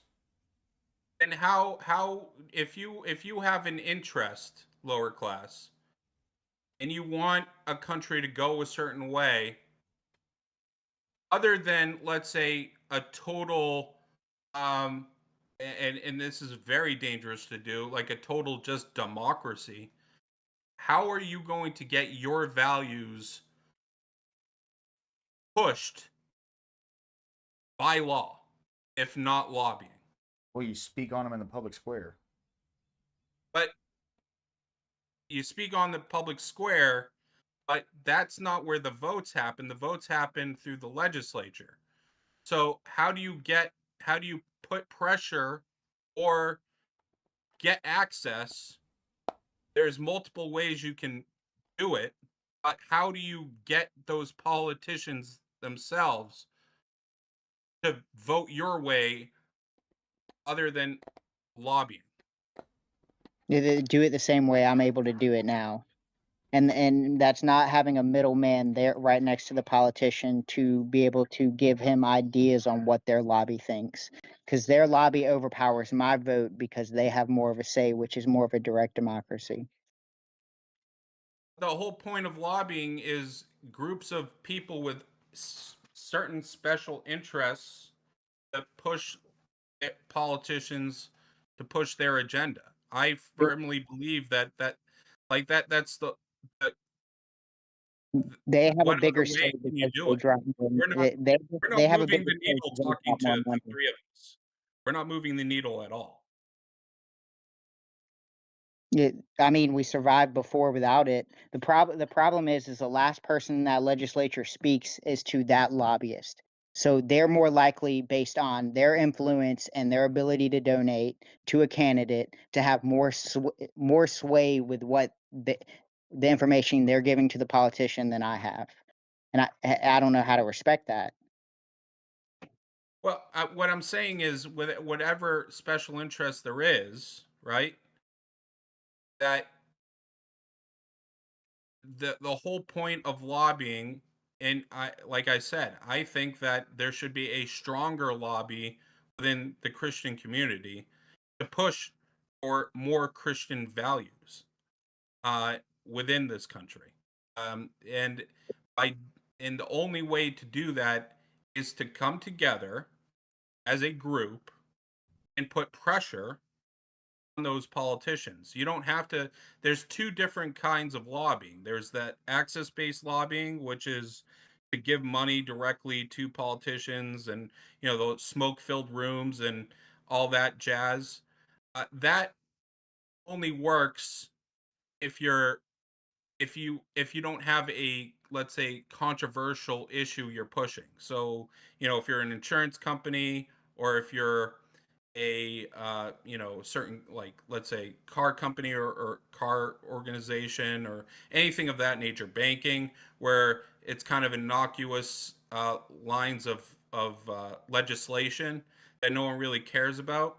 Sure, you can lobby that way, but if you actually want to get real meaningful legislation passed, like, let's say, a national heartbeat bill, or a national constitutional carry law, or anything of that nature, um, you're going to need to use what we call grassroots lobbying, and that is what I was saying, what Right to Work does, where you force votes on specific issues, and then you use those issues against said politicians that voted against your issue in the following election.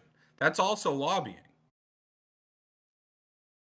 Yeah, and see, I guess the conundrum is now that lobby outweighs my vote and it outweighs my opinion on how things should be run. And so now we have, I mean, it's given in the name, special interest, as in their interest is greater than mine. They're the person who has the most access with them. They're the person who also gives them money. They're the person who can, I guess, persuade them in a way that I have no ability to persuade.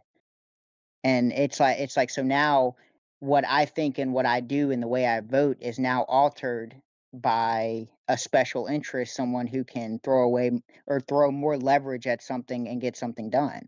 And to me, that doesn't seem very. It doesn't seem like it speaks toward the American vision of how to get things done. It just So seems like a. the No, go lobbying ahead. has been going on since the founding of our country. Do So you So have there an were example? lobbyists that were promoting, the Federalists. They were lobbying for the Constitution. before we get too far down this, right? I'm sorry, I'm going down a rabbit hole. No, You're you're fine. good. You're You're good. fine, dude. You're good. That's. I'm glad you're here. I'm glad you're here. We're having good good discussions right now. Here's where I kind of stand with it, right? So I would like to see how American taxpayers' dollars going to a foreign country's interest benefits the American taxpayer. I would like to see that because it Okay. has not been made clear. Okay. Well, I mean, in the sense of, the foreign aid to Israel, I think that the technology that it's not that we're just giving technology to Israel. They give technology back to us. They obviously don't give funds to us. That's true. We're the ones that, are doing that. We do it throughout the world. Um, the way I look at the way I look at funding or our foreign policy, so to speak, and giving money, and it if we want to be a superpower. Now, if we just want to be just a good country that has, the rights that we have, and we don't want to be a superpower, sure. We shouldn't give all these, funds to all these countries, and we should, kind of just stick to ourselves. But if we want the quality of life that being the world superpower gives us, we have to work within the world. And that means we have to have a sphere of influence throughout the world. Because if we don't and we leave that vacuum, other countries, mainly China, will fill that void. And we've seen that happen.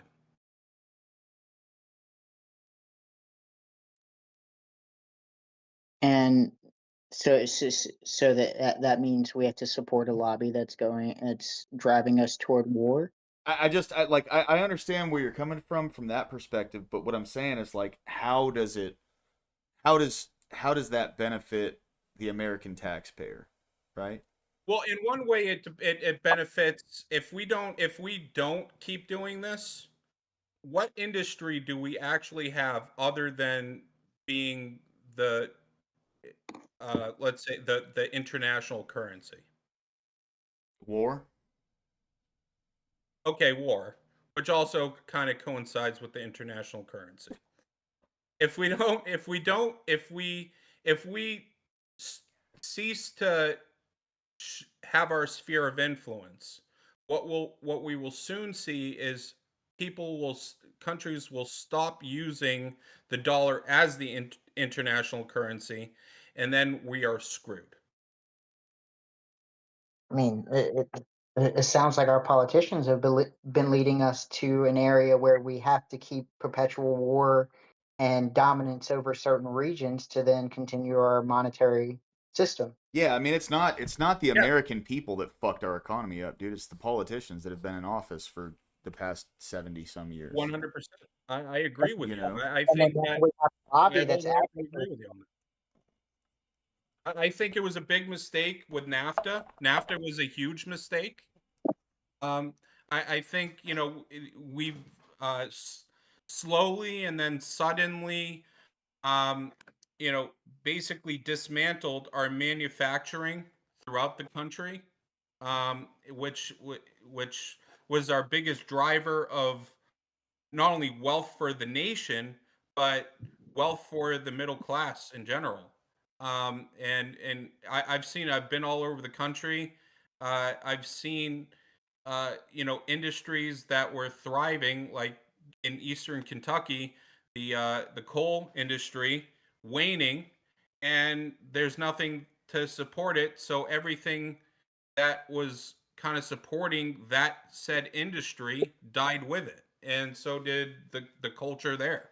You go to eastern Kentucky, it's a lot scarier going there than it was when I drove into Detroit, to be honest with you. um, and that's all because the people there have no hope.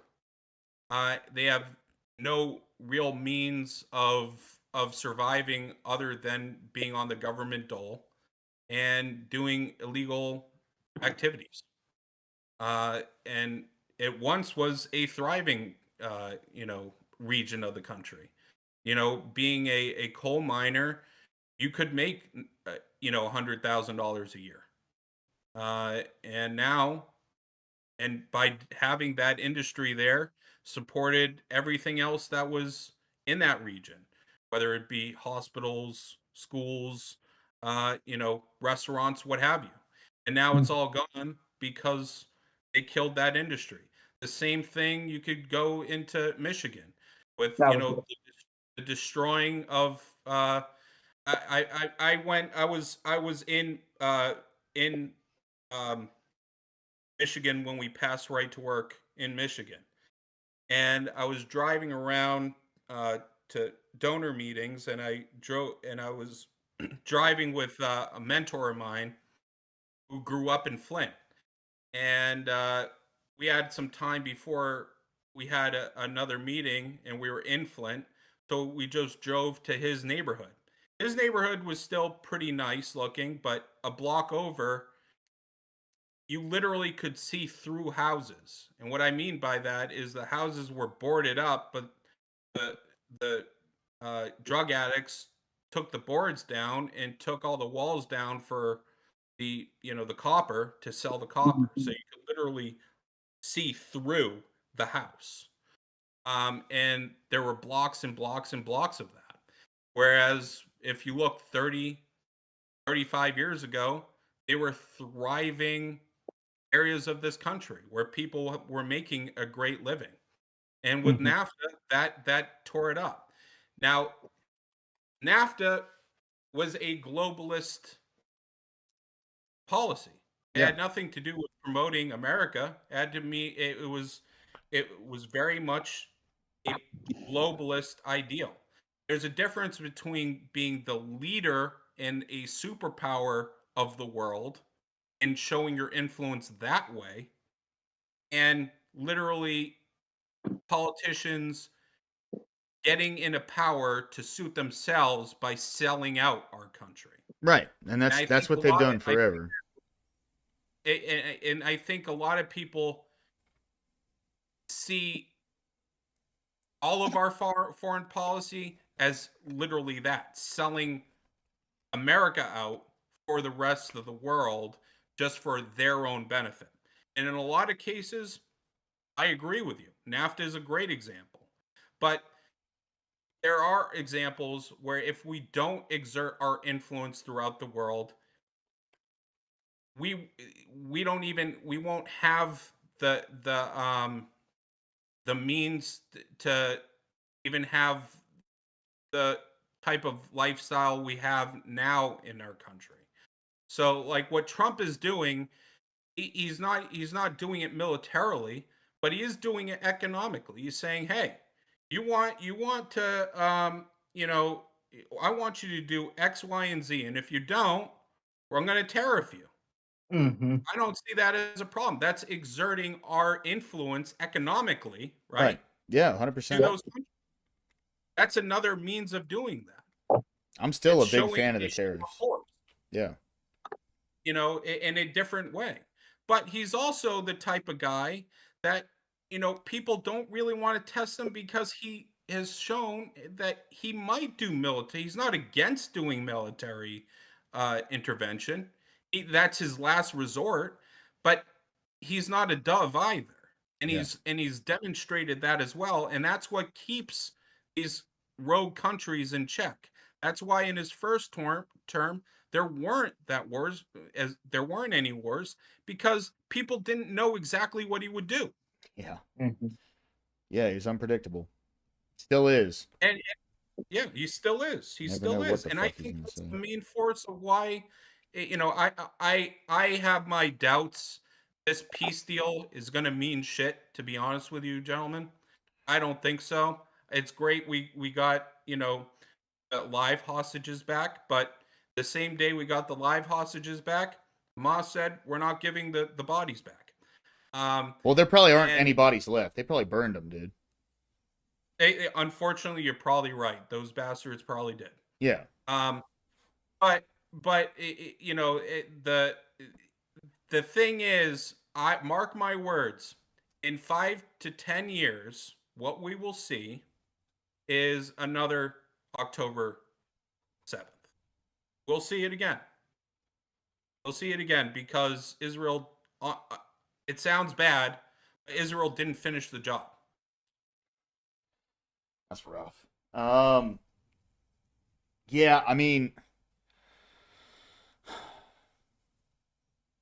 But to be fair, even if you did finish the job, there's kind of a phenomenon that happens is when you keep killing generations of a certain type of people, and then their children have to grow up, it kind of breeds that resentment. So you The get to a blowback point theory where is a theory. I'm not gonna discount it, but it's Mhm. more than that, though. Uh, uh, Undomitable Peep. It's their religion, And that's true. I agree because there is and their there is religion. a lot of stuff with their religion where they advocate to the actual extermination of Jews and like Not just Jews, though. Christians too. yeah, Christians That's too. what the all West makes a infidels, meal of. all Yeah, infidels. It's Yeah, I should have all mentioned the Christians. kuffar. yeah, Yeah. All kuffar are to die. Not Mhm. ju- Israel's just in proximity, my friend. They're just the ones closest to shoot at. yeah. Well, I But mean, what we're seeing right now in Europe, guess what, gentlemen? If we're not careful, it's coming to town USA close to you. well, it's already Oh, happening. Yeah, Look at I guess Dearborn, Michigan. yeah. what what happens when enough Arabic people move into America and then they start their own lobby and then now they're lobbying America's They already interests have it.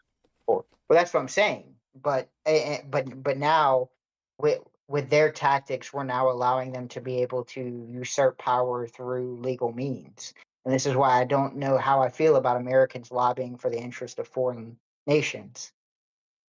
Well, what we'll see here's what we'll see with the lobby from our Islamic friends, shall we say? A lot of similar things that we see with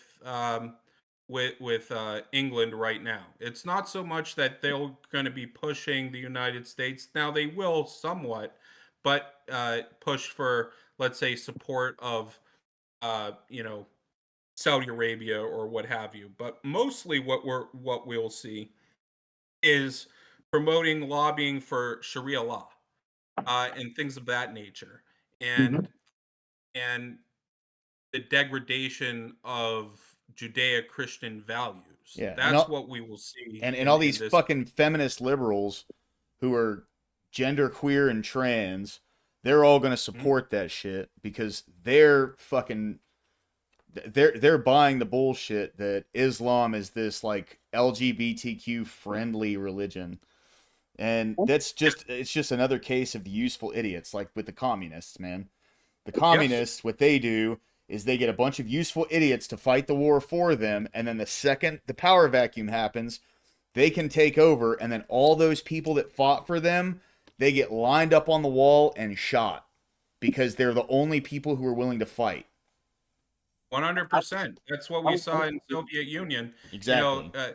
people. My mom, she came from the Soviet Union, so um, uh, she left in the 70s. Jews, when back then, they could leave the Soviet Union. They were actually pushing Jews out to go. You had the choice of to go to Israel, but you had to stop in um, Italy first, and when you got to Italy, you could then make a choice of going to Israel, Australia, or the United States. Half her family, or well, my family, went to the United States. The other half went to Australia. But what we saw, and there's a lot of misnomer that the Jews were the Bolsheviks. Now a lot of Jews were Bolsheviks, no doubt about it. But there were a lot of Eastern Orthodox also in the Bolsheviks because it was more of a class thing than it was a religion thing. And what we saw is once uh, the Bolsheviks got into power, and when Lenin got into power, he immediately started killing the Jews. Yeah. so, And so you have you're to right. We strip did the see religious it. identity. It's like to be in the Bolsheviks, the government was the highest thing, and so you had to strip your political identity or your former political identity. You had to strip your religious identity. You had to strip the things that identified you separate from the government. Right. Exactly. Exactly. Because And government is God. the only leader of that that survived was Trotsky, and then he was killed by the Jewish sect of the Bolsheviks was Trotsky. Yeah. He was killed by Stalin, who was Yeah, in not Mexico a City. Yeah. yeah. So um, but what we also see, and this has been going on since the Cold War, it's nothing new that the communists and the Islamists are allies. They've been allies ever since the Cold War. Um, if throughout the world, the Black September got a lot of their guns and funding through to do the uh, Munich uh, massacre came Mhm, from the communists within Germany. That's where mhm, they got that. So and we see it now plain as day right now. The Antifa, what flags are they waving? Old commie flags. Old commie flags and Palestinian flags. Yeah. yeah. So that's the thing. I mean, obviously I have my bent. I totally understand it. I'm a Jew, and that's my homeland. It is what Mhm, it is. Um, and I totally understand the Christians. It isn't your fight, and I totally respect that. It isn't your fight, and if I had my druthers, I wish that the world would stay out of that war and just let Israel do what it needs to do. They didn't start the war, but they were ending it, and that's it. And I also agree that, I think it's beneficial to Israel if they didn't take um, the money coming from the United States. It's not just I don't think that it benefits them.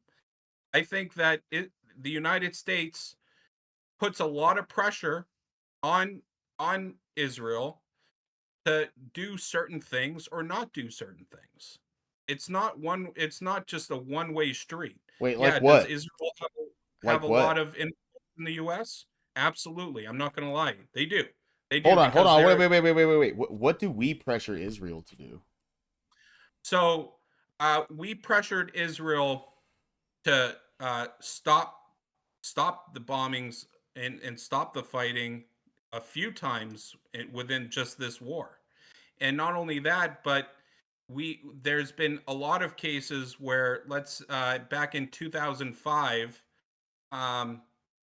or 2006 when Hezbollah was attacking Israel to the north, and Israel decided they were going to invade. America asked them to stop, and they did. And Hezbollah was still bombing and has continued to bomb and shoot missiles into northern Israel. There's been numerous cases where America has put a lot of pressure on the on Israel to stop a lot of these things Yeah, that they were doing. but the money Not never stopped necessarily flowing, their right? best interest. So what, like, how did the pressure, what kind of pressure was it? Because we never stopped giving Israel money. We never stopped giving them like military aid or anything, right?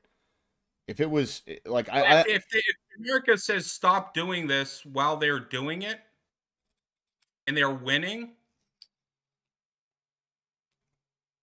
and Israel stops, you don't think there was pressure given there, lower class? well, I mean, like, what was the pressure though? It Like, could have been we're there, going to stop funding. did they say that? I don't know what the exact pressure was. Just like we don't know what exact influence uh, uh, Israel has on us, right? We don't know what the inner workings or the inner conversations between world leaders are, but you can see the aftermath of it. You could see how Yeah, we can see the results exactly.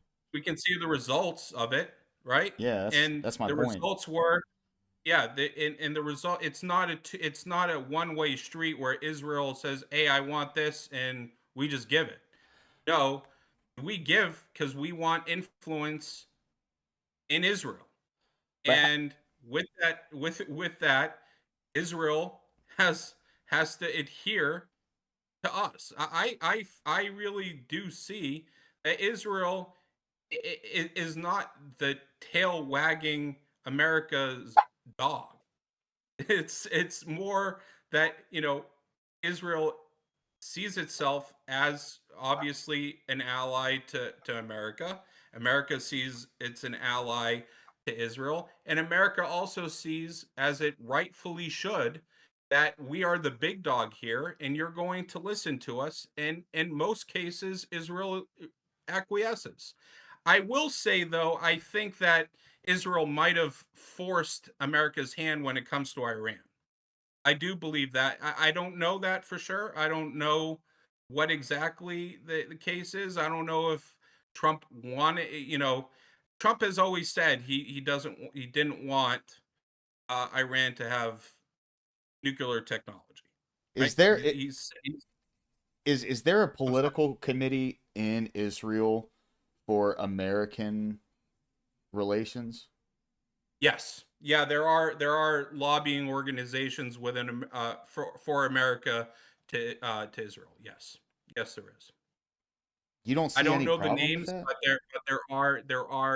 there are American influence lobbying organizations. It's not just a one-way street that way either.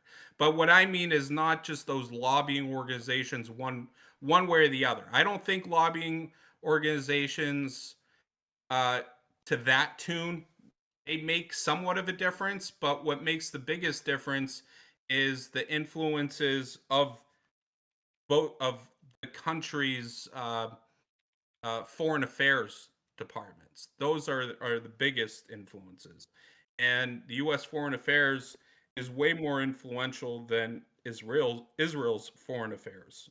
Israel's foreign affairs to the United States is nowhere near the influence of foreign affairs of the U.S. to Israel. It's not even close.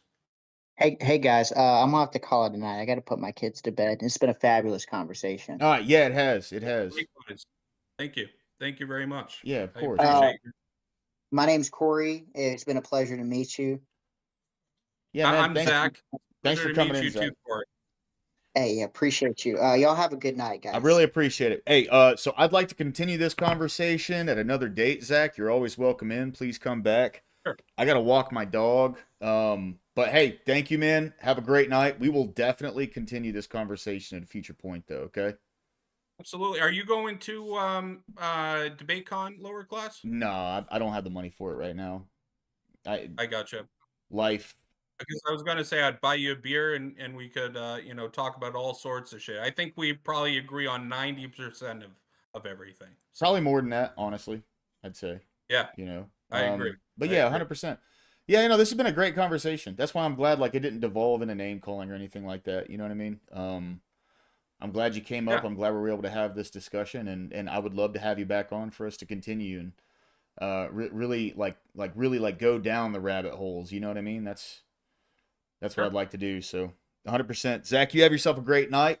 Chat. You as Thank well, you sir. guys very much. Level 4 Lobster, Ducky, Abe, Doomerang, Scott Hot Vet, Chuck Danger 87. We got Jeremy Ryan. What's going on in the house, dude? Who else? EOD. EOD's always a pleasure having him on, man. Bad Luck Ugly Duck. Thank you very much for being here tonight. Hey, everybody, thank y'all very much.